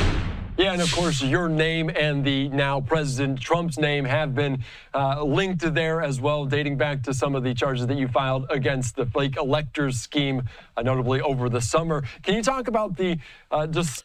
So this is this was one of the uh one of the ideas in bill that Trump signed. And like I said, them filing these 22 lawsuits, I don't disagree with. Hopefully, it'll be able to kind of put the light on this and Trump change his mind and allow people that are born here to gain a US citizen. Because if you think about it, if anybody that comes here, okay, have a kid and the kid is not an American, it will hurt a lot of these people that are here, that are having kids, and these kids are gonna be born here, live here, but be under the same circumstances that their parents is under, which is they are not able to go to school, they're not able to get medical help, they're not able to live comfortable lives. And in some circumstances, right, some babies and some kids need to go to the doctors, they need some help with vaccines, and they need help with you know their newborns, so they need help, they need medical help, they need doctors visits to make sure they're growing up properly. Imagine not being able to bring the kid to the hospital because or to the doctors because he's not a US citizen, although he was born here. So these are some of the problems we're trying to avoid. Now couple that with them fixing the border, make sure people are not coming in here illegally, forcing everyone to go through the proper process, which is applying and then giving the access or giving permission to come in. Then now you're legal, and then you being here for a little while, then you apply to be a US citizen, then your baby is US citizen, or afterwards you'll get citizenship if you were born here, and then afterwards, your parents are not citizens yet, but you're born here. Then after, I guess I don't know how the process would work. I guess you'd have to apply and then become a citizen, right? So I'm not sure what's gonna happen with this, but I think fixing the border is fine. Tightening up on the process of uh uh allowing tightening the process of allowing people to come in here, fixing the system, fixing the overall process, I'm okay with. even letting out the criminals, catching the criminals and sending them back, or however they plan on dealing with that situation, I'm okay with. But the kids, leave the kids alone, man. Um, but on this segment, that's all we have for you today. And did you guys see the preacher that was at the Trump inauguration? She started talking to Trump, asking Trump, "Hey, please have have some mercy on these kids and these migrants that are coming here." Um and this kind of rang off on the sentiment of, please leave the kids, let the kids be, with this whole illegal immigrant situation. Um, but it was very interesting. What made it really interesting is that Trump was right there in the room, and she was just here. She was supposed to just be praying, and you know, leading the sermon for the inauguration, but she ended up uh putting Trump on the spot by asking him straight to his face, "Hey, have mercy on these people." On Trump and pleads with him face to face to, quote, have mercy. Apologize again, guys. Commercials will come, and we love YouTube, so we'll deal with it. Face to face to, quote, have mercy. The Episcopal Bishop of Washington pleading with President Trump to show compassion towards undocumented immigrants and the LGBTQ community today. A dramatic moment coming during her sermon at today's National Prayer Service. I'm going to speak to the bishop in just a moment, but first, so everyone can understand exactly what happened, I want to play for you the moment and show you at the same time on the screen the president's reaction. Let me make one final plea, Mr. President. Millions have put their trust in you. And as you told the nation yesterday, you have felt the providential hand of a loving God. In the name of our God, I ask you to have mercy upon the people in our country who are scared now. All right, Reverend Marianne Edgar Buddy, the Bishop at Washington National Cathedral, is now out front. And Bishop, I appreciate your time and your tone there, so serious and genuine. You see him, he's stone-faced, he then looks down, but he's listening to every word you say. As you made that personal plea to him, what were you looking at him in that moment? What kind of response were you perhaps hoping for in that moment? I was looking at the president because I was speaking directly to him. I was also, frankly, as you do in every sermon, speaking to everyone who was listening through that one-on-one conversation with the president, reminding us all that in the people that are frightened in our country, the two groups of people that I mentioned are our fellow human beings, and that they have been portrayed in all throughout the political campaign in the harshest of lights that I wanted to counter as gently as I could with a reminder of their humanity and their place in our wider community. And I was speaking to the president because I felt that he has this moment now where he feels charged and empowered to do what he feels called to do. And I wanted to say, there is room for mercy. There's room for a broader compassion.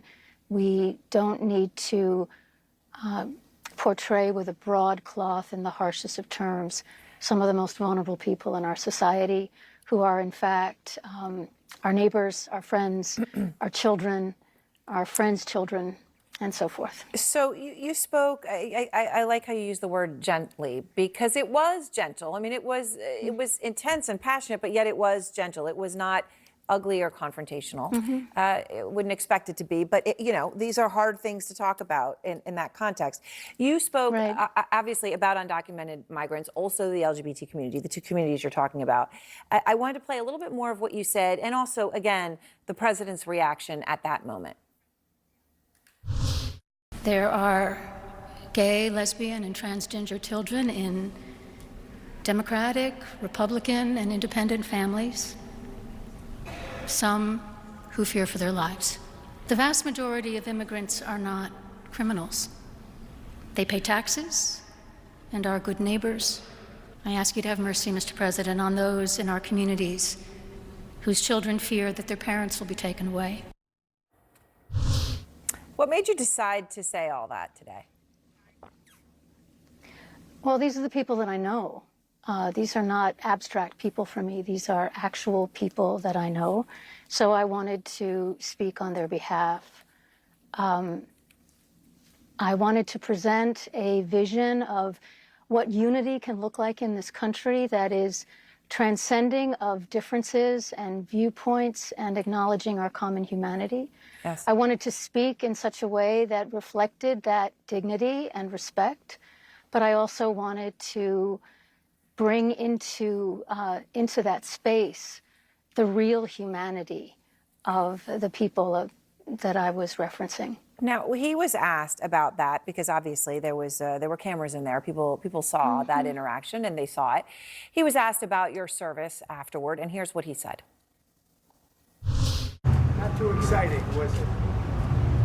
I didn't think it was a good service. No, they could do much better.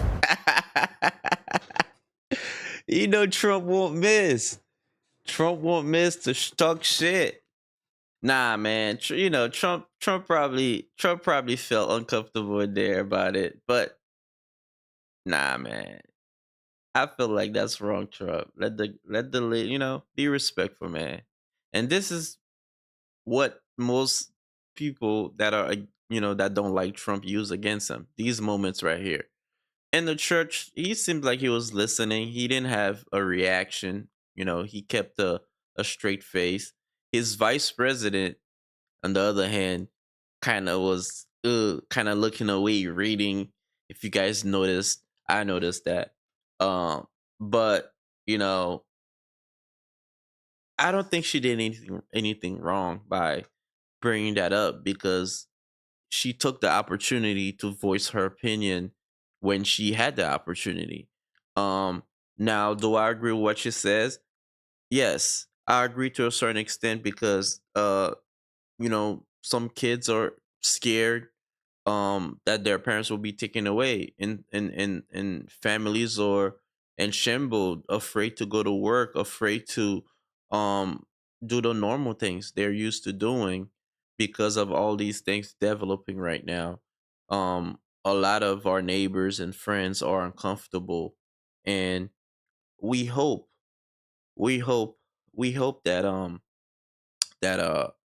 Trump finding in his heart to um be a little bit lenient on the people that are not committing crimes. Now, if you're committing crimes, and I'm talking to you guys, right?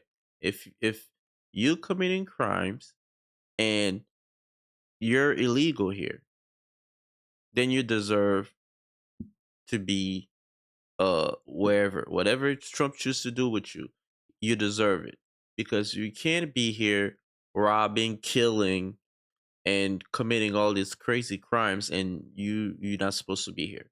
It's time to keep your head down, do what's right, and try to adjust your situation, right? Um, but if you're going to school, um, living a normal life, a productive life, prayers out, prayers out for you guys, and I hope Trump find it in his heart to kind of leave you guys out of this. From him, honestly, Bishop, it's tame. He could have said much. He could have been. She said he could have done it much worse, right? You see, and this is what I said: the people that are not a Trump supporter or don't like Trump or his ideas, they use that against you, man. And I feel like you should understand, hey, it's not always the right time to criticize, especially a service that was done by a bishop that was just kindly asking you to think about it. But then again, his base love it. The people that are hardcore Trump supporters love that type of behavior. So, you know, what can you do? Been much stronger than Oh that, but yeah. obviously he made he made his feelings known in that context. But we know, right? He'll say what he thinks, and he could have said much more. Hmm. What's your response to him in that? Well, I agree with you. It was a very muted response. I wasn't expecting. I keep my expectations low whenever I preach, Aaron. I can't always measure impact by body language or even what people say afterwards. And so I have to let all of that go. I speak from what I believe I've been given to say and let it go from there. But it was a respectful response. He didn't like it. He said so. He said we could do better. Some of the other comments I've received haven't been as kind or has been as muted, shall we say. And one of the things I was trying to get across is that we can actually have these conversations in a respectful way. Yeah. I like it. I like it. I like her response. Very, what's the word? Demure. You guys like to use now. The very demure response. Very kind response. Um, and I respect her for taking the opportunity and voicing her opinion. And we're appreciating her and for standing up for um for these people. And hopefully, Trump do the right thing, man, and let these young kids uh leave the kids alone, right? Um, so we're gonna shift a little bit from politics to some updates. And as I always tell you guys, some of these stories we're gonna keep an eye on, and we're gonna give you an update as the updates unfold. Um, we're gonna talk about a story we spoke about very recently. Um, if you remember, uh, yesterday we briefly spoke about Sexyy Red taking a picture, and photoshopping it, um, making it look like she's with Martin Luther King, right? And yesterday, uh as I came across that picture, I was a bit shocked, but I understood the internet will internet. It's probably a picture that was photoshopped by a fan or whoever it may be. And my feeling on the picture was it was funny, but some people might have some issues with it. And sure enough, uh some people had some issues with it. And I'm gonna play back what I said yesterday uh about that video. Let's take a look. See how that happened, how that go down for ASAP Rocky. Uh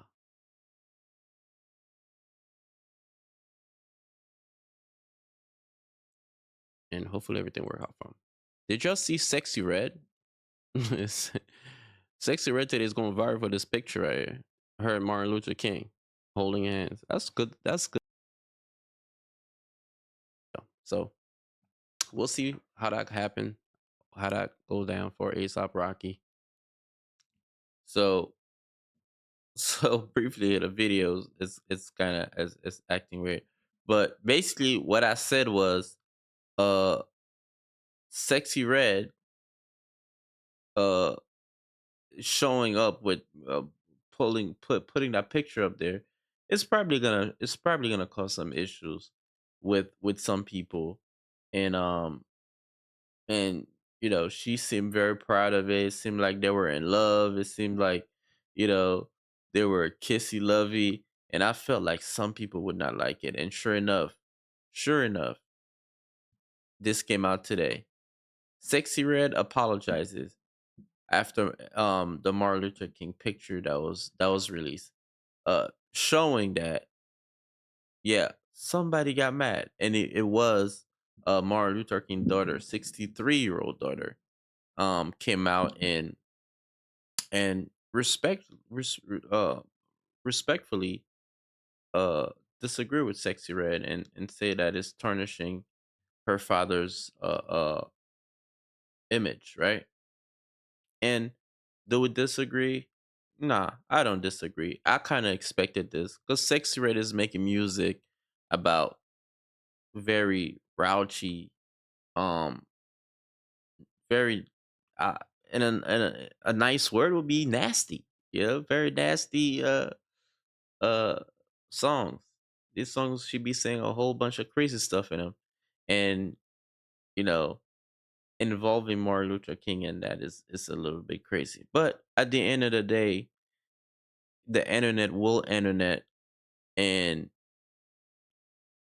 it could have been somebody else that put the picture together. A fan put the picture together, put it out as a meme, and that thing go viral. So, do I disagree with Martin Luther King um daughter for this? No, I don't. Am I giving Sexy Red a super hard time about this as well? Nah, because she probably was trying to be funny or show homage to Martin Luther King, but we just didn't receive it as that. And and I felt like that was funny. But shout out to Sexy Red. We appreciate your apology, and hopefully the Dr. King's family and loved ones accept your apology, and you guys can move forward without creating any more issues, right? Um so here, guys, our final our final segment here will be one of our favorite segment. It's Pop the Balloon. Today we're going back to Pop the Balloon. I know for the past couple episodes we've been showing Kendra G some love and um reacting to some of her videos. But today we're back to Pop the Balloon, our favorite show on the internet right now. I should say our favorite dating show. Um, this is their newest episode, which dropped today. So let's take a look.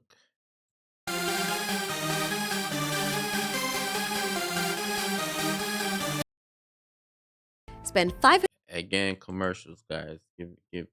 Bear with me here. Bear with me.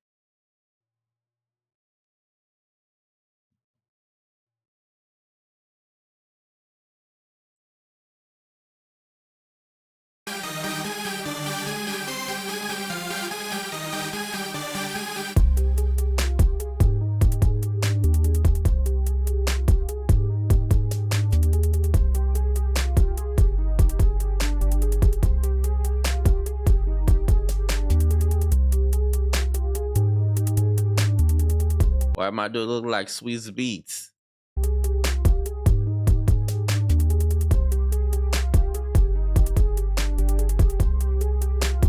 Where he from? Houston?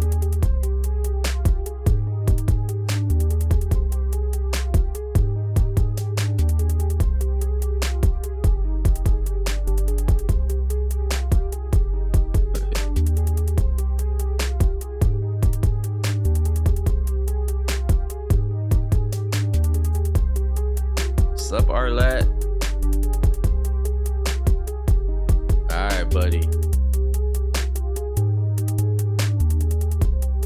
I don't know, man. The lineup look a little crazy today.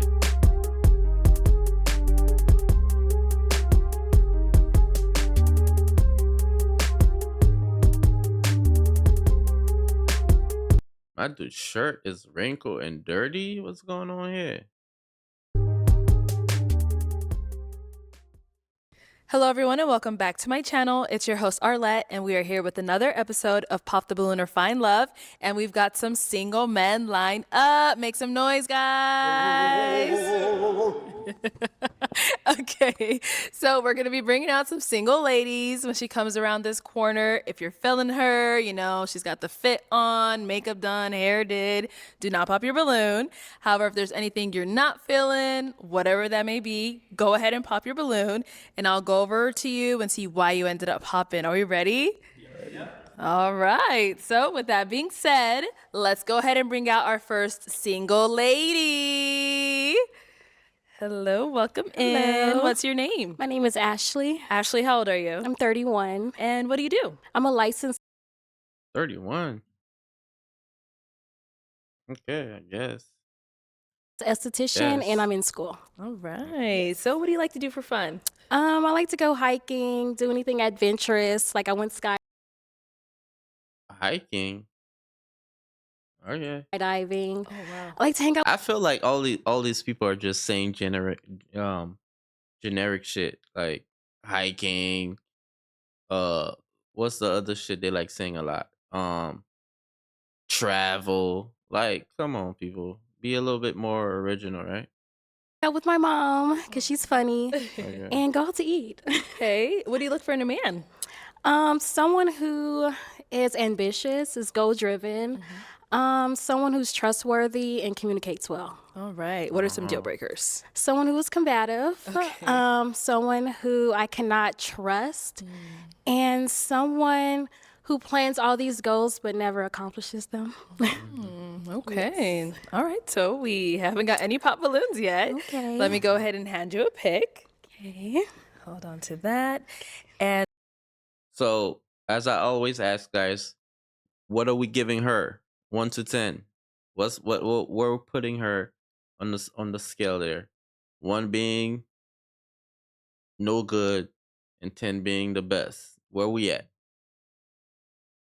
so far, right? We don't know anything about her other than the little things we know thus far, and I don't know. I'm not putting her above 5, so I don't know. She's somewhere under 5, so I don't know where y'all putting her.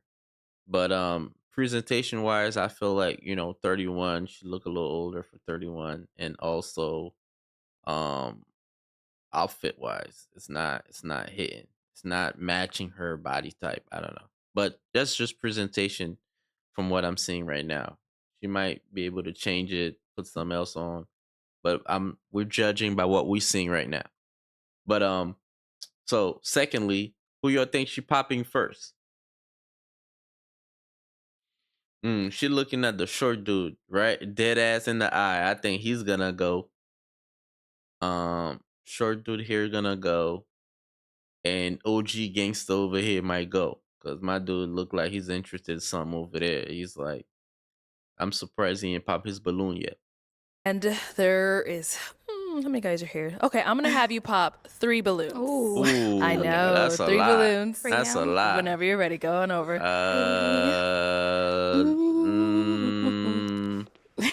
Dude, two short dude. Oh, there's a dude back there. Okay. This is embarrassing. Yeah, my Okay, dude. 2 more. My dude's shirt dirty. What the hell, motherfucker? Come to a date with a dirty shirt? Nah, fam. This dating is crazy. And is her hair inside her shirt? Nah, fam. I think we gotta go below 4. We gotta go below 4 on this one. This is a bad still of her. Her hair is in her clothes. What, she just put that on? What's going on here? My dude's shirt dirty. My dude look like Swiss Beats. What's going on here? We got, man. Let's see who else. The short dude. I'm sorry. I knew And he's one more. going. We knew he was. Okay, Oh, let's start okay. right here. Okay. All right. So we knew he was gonna go. Him. I didn't. I don't know. For some reason, I overlooked him. So maybe that's why he's a little forgettable. So boom, pop. So all right. Cool. Okay, let's have your But her hair is inside her clothes. I don't know, man. The outfit not hitting 100%. It's hitting more like 20%. I don't know, fam. This is interesting. name and age. I'm Fendi. I'm 34. Okay. Fendi, what do you do? I'm a musician. on my own record label, and I also work a 9 to 5. But that's what I do. We keep it music though. Yeah. Okay, How you doing? So, Fendi, why was your balloon unpopped? I like the way she looked. She came out. She was well spoken, well dressed. Thank you. I feel like we could have fun. You was talking about the hiking. Hey, my dude think he could have fun. Thing. Let's go get lost. It was cool. I dig what you put down. You feel me? Yeah. That's So, why we end up popping his? It's really not too much. I feel like maybe the other guys were presented a little bit better. You're handsome. I just popped. Okay. Yeah. That's all right. Yeah. What's going over here? Your name and age. Demetrius, 37. And Demetrius, what do you? Demetrius know what happened. By Demetrius' face, you know what I'm saying? He's not even trying to hear it. Demetrius know, listen, I'm sure I already know what it is. You do. Work for the city and drive trucks. Well, commercial driver. Okay. All right. So why was your balloon unpopped? Actually, some of her deal breakers was positives. Like she said something about like if you career driven, if you're not, then she don't want to mess with you. Okay. But I'm career driven, so I'm like that's a positive to me. I turned the negative to a positive. And she chocolate too, like darker.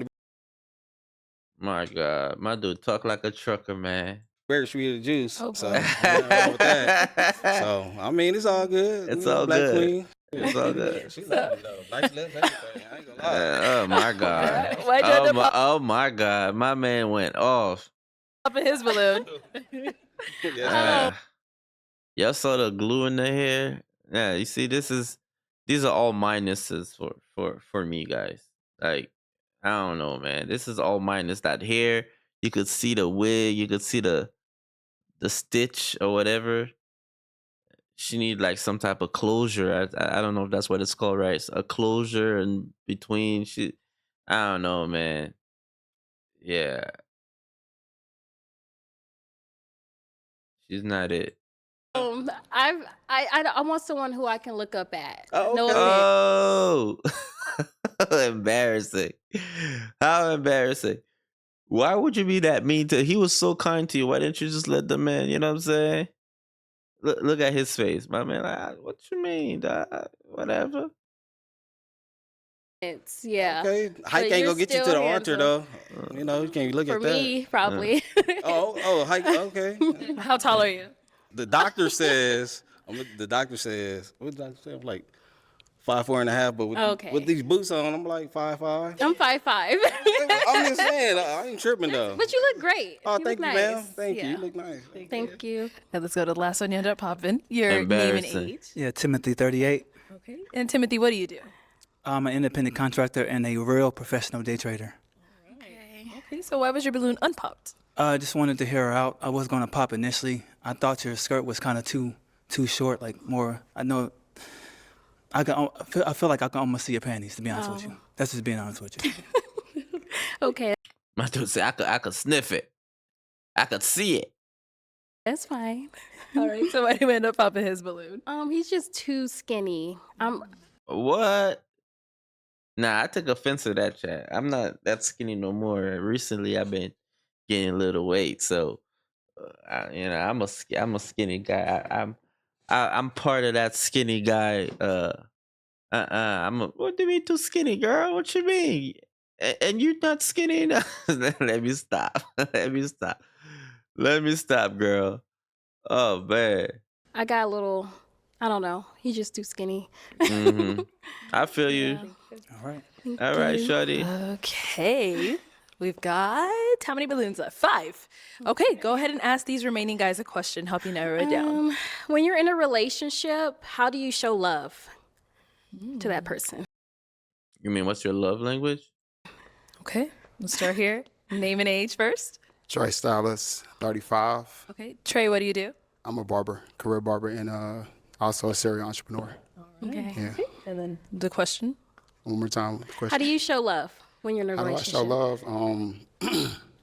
Well, I'm kind of like a 90s love type guy. You know what I'm Okay. saying? I really want to like be intimate. You know what I'm saying? Like get some time together. You feel what I'm saying? Like 90s love. So his love language is spending time together.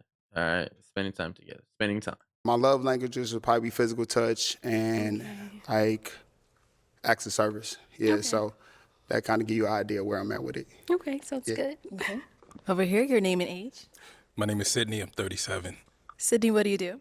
My profession is I own a dental practice in Charlotte and also a roadside service in Charlotte and also in New York. So 2 locations. Okay, Yeah. nice. And if you want to just answer a question, how do you show love in a relationship? Part of my way of showing love is basically just making sure that she gets the attention that she needs, being a good communicator and understanding what her needs and wants are. And then I think that's a good way for me to understand what type of love language she's seeking. So, Okay, sounds good. Okay. Over here, your name and age. Hey, I'm Vernon, and I'm 40. Sorry, what was that? Vernon, and I'm 40. Okay. And what do you do? Vernon, 40. What do you think Vernie does? Let's go down the line. Vernie is a business owner, an entrepreneur. Let's see. Right now, I'm just investing in real estate, wholesaling, doing mostly creative finance deals. Got an Airbnb, Turo, stuff like that. Yeah. A few other things too. We I'm gonna know. keep it short and sweet. We know. problem. And how do you show love in a relationship? I show love pretty much I feel like the whole thing should be love. Pretty much it's like if you can listen, it's like I feel like that's a major thing. Listening, you can get too caught up in this and that and that and this, but listening is the most part for me because from there you can go from wherever you need to go to.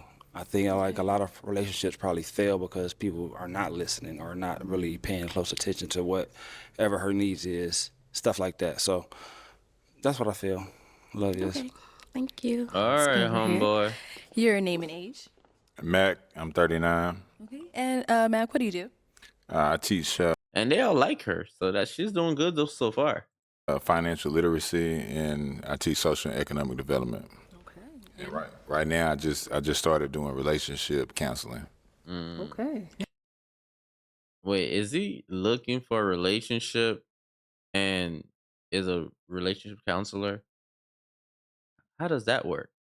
And how do you show love in a relationship? In a relationship, I show love based on how it's reciprocated. So I show love by making sure my woman's taken care of. You know, I think that's the most important thing in relationships, make sure your partner is taken care of, all needs, like not just one thing, but like on all bases, emotionally, physically, spiritually, you know what I'm saying? Just the reality of a relationship. So, yeah. Over here, your name and age. My name is Darion, and I'm 31. Darion, what do you do? I own a food truck and a restaurant business. So, how do you show love in a relationship? So 2 ways. I show love by affection, that's my love language, and by reassurance. So if I feel like my woman is not feeling herself, I'll make sure I get it there to where she can, or at least try. Okay, sounds good. All right. Let's head back. And how do you show love in a relationship? Really by acts of service. Like, for example, if you say you like a certain thing, and if I'm out, I will get it. And by cooking as well. All right. Yeah. Okay. So, we do have 5 balloons left. So, go ahead and pop 2 of them. Okay. My dude couldn't speak. One more. I couldn't speak. Okay, I'll have you stay down there. All right. So, why'd you have your balloon unpopped? She's gorgeous, and I want to hear what That's cool. That's cool. she had to say. All right. What do you end up popping his? He actually looks like my cousin. That's what I know. When I got closer, I was like, uh-oh. I'm mad at that. At least it was that. Okay. Yeah, I'm sorry. No problem. Thank you. And All right. where do we end up popping? Over here. Why was your balloon unpopped? It was I was just open, trying to see what she had to say, stuff like that. Okay. Yeah. She's pretty. Thank you. Okay. Why we end up popping his? It's really not too much, to be honest. Okay. Maybe I will go for a different style, more kind of cleaner and Clean casual, cut. more. I don't know. Okay.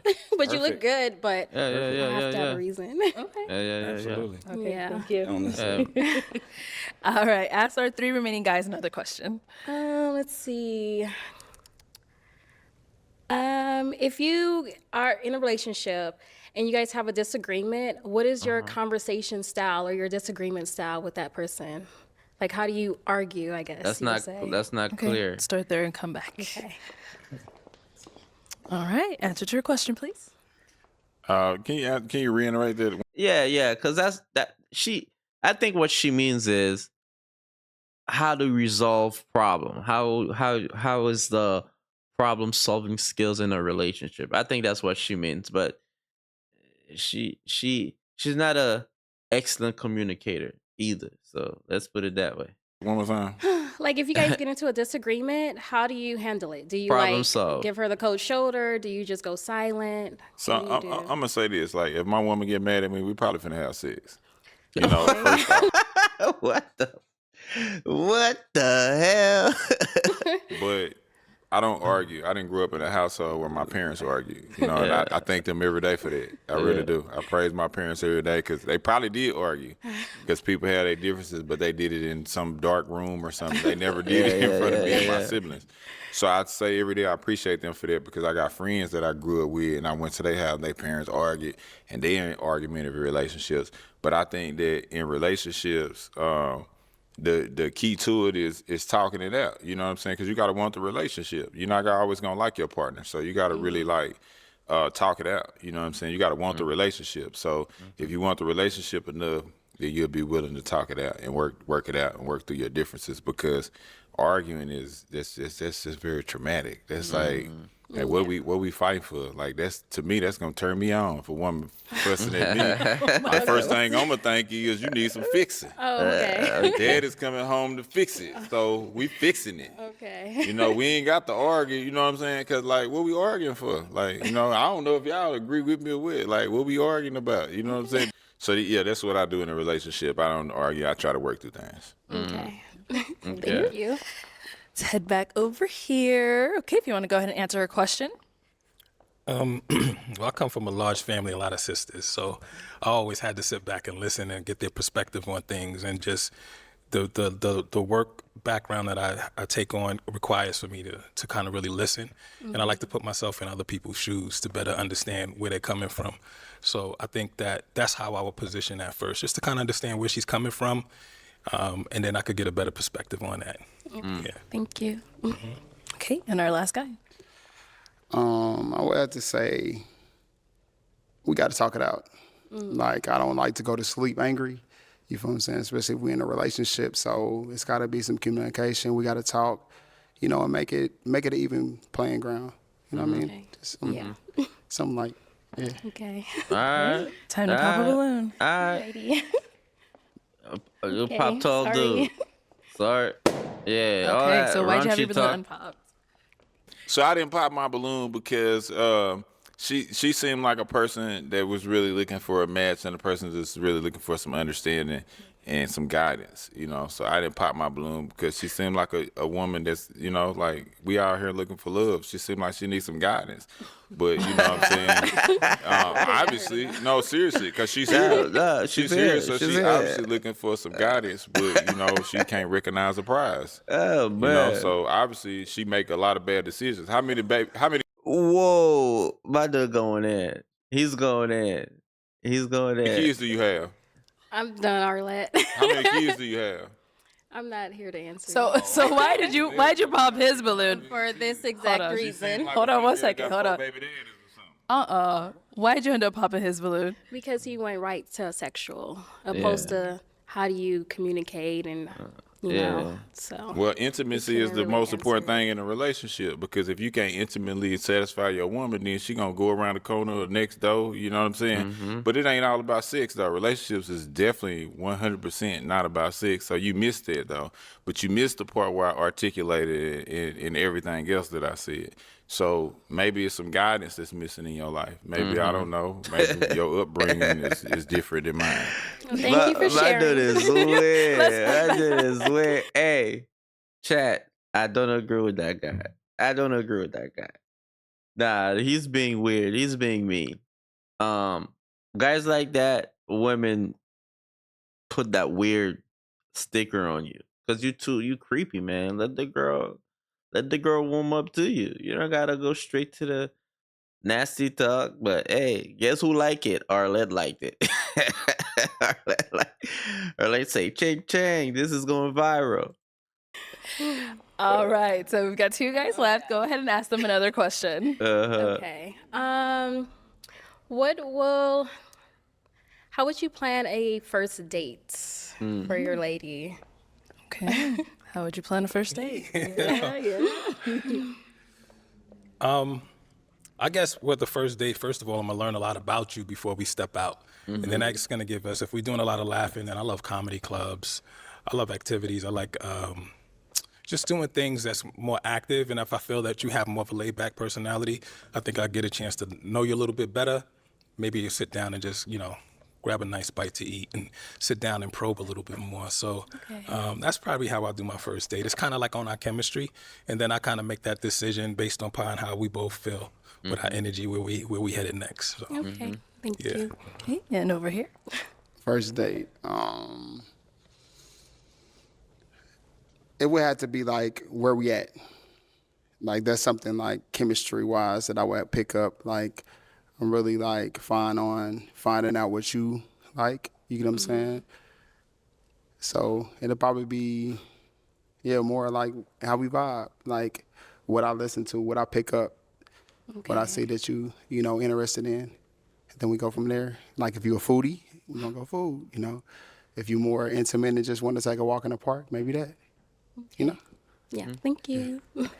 My dude trying to max super hard right there, boy. My dude trying to, he trying to put the Mac down. I don't know, man. They all like her, so more power. Guys, any questions for her? How many kids you got? You got kids? Yes, I have one. You have one kid? Yes. Okay. Your profession is? Licensed esthetician. I do facials, skincare, waxings, and I'm in school. I might have to pop on that. Okay, that's fine. No, because I'm a barber. Oh, I'm a okay. barber. So, like, I know our schedules is going to, like, collide. And then I just know the profession and the industry, you got a little bit too much emotion for me. I'm looking for a little bit something, more executive. Okay. But no, you're beautiful, though. Thank you. And I didn't think I would say that either, but, like, just, to women that I pop on, but you beautiful. No, her. Thank you. Yeah. Now, is he Yeah, someone yeah. that's your type? Yes, he is. He actually dressed really nice. He's handsome. He's Thank you. groomed well. Yeah. So, the girls so he's not with girls that do hair, nails, shit like that because they know too many people. They doing too much. You know what I'm saying? They here and there. I know what he means. But hey, more power, more power to him. He's been there before. He dealt with it. Thank you. That's You're funny. Appreciate that. Any questions over here? Where do you live? I live in LA. You live in LA. Mhm. Okay. Where are you? I'm in Charlotte. Yeah. Okay. Charlotte, between Charlotte and New York. Yeah. Yeah. That's your only question? Actually, we have. What's the question? Where do you live? What is your way of communication? What's your strength as far as communicating is concerned? Yeah, it doesn't seem. She looked like she liked to talk, but is she effective? I don't know. It's really open. If I feel like our energies are not matching, or if I feel that you're more down than usual, then I'm going to ask you, like, hey, what's up? Maybe I need to do something that you may like. Mind you, my way of love is food. So maybe over dinner, we talk about it, like, hey, did I miss something? Yeah. Like, what's going on? I love food. I'm a Yeah. foodie. As far as like confrontations, how do you actually deal with them? Because I did notice that you kind of shut down a little bit when you were having that interaction, and you just kind of like shut them out. Like even though it may have been kind of off with that question per se, Yeah. but the shutdown was kind of more like like nah, I'm just. Yeah. So how do you deal with confrontation? Well, if it's with someone that I love, then I will get to the root of the problem. But if it's a stranger, I'm not going to engage. What about in dating? If you don't love them, but you're just like in a dating phase. Well, I feel like dating is to get to a point of getting together. The long goal or the end goal is marriage. So that's something that I will work towards and try to figure out. Yeah. So good point, right? We saw your behavior how you shut that other guy out to the point where you didn't want to answer his question. I'm not here to answer you. Nah, a good point. Very smart catch, right? We see how you are when you're upset and you don't agree, or you not what's the word? Yeah, you don't agree with what someone says. Her attitude was very clear, right? And even when the gentleman asked, "Hey, how many kids you got?" She said one. Then she stared the guy almost like shot back at you. I only got one. Uh, but yeah, good pickup. I saw how you shut down. There's no excuse for that, shorty.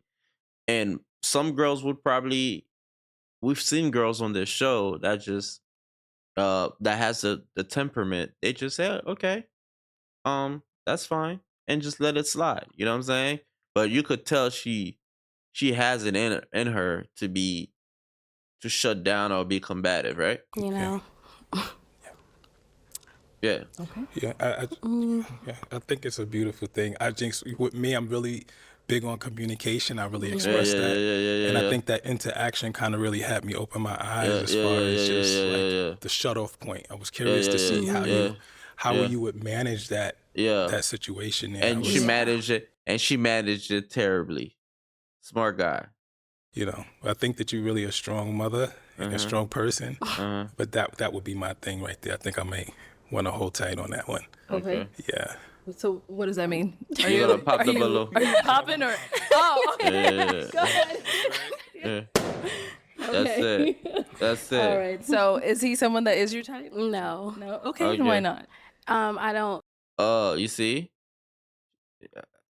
All right. The outfit is too much for me. I like a laid back type of casual attire. She's upset. She's upset at what he said about her. She's very upset. you. Okay. All right. Well, that is all the balloons popped, but we do thank you so much for coming on. Give it up for her, guys. Yeah. So, what y'all think about this one? I feel like the best guy for her probably would have been that shorter guy. That shorter guy that she didn't like probably would have chose her. Or that tall weird guy, but he's a little weird. He's being a little too loose with his words there. But good episode nonetheless. Good segment. Um this is a long episode, so this is about an hour 45 minutes. So I'll pick a different part of the show next time, and our next guest, and then we'll short on our next on one of the segment on our next show. So we'll give or let some love again on one of our next shows. We'll when we get there. Let's see. I think that's it for the night, guys. I think we're gonna call it on the night. We got through most of our topics. It's been almost 3 hours. So we're gonna shut down for the night.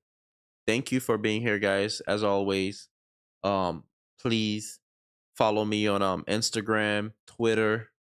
We have TikTok still up there, and also if you guys would like to support the show, we have our Cash App there, and also my PayPal is up there as well. As always, guys, have a good one. Stay positive. Uh, stay focused on your goals, and see you guys at the top. Thank you very much, guys.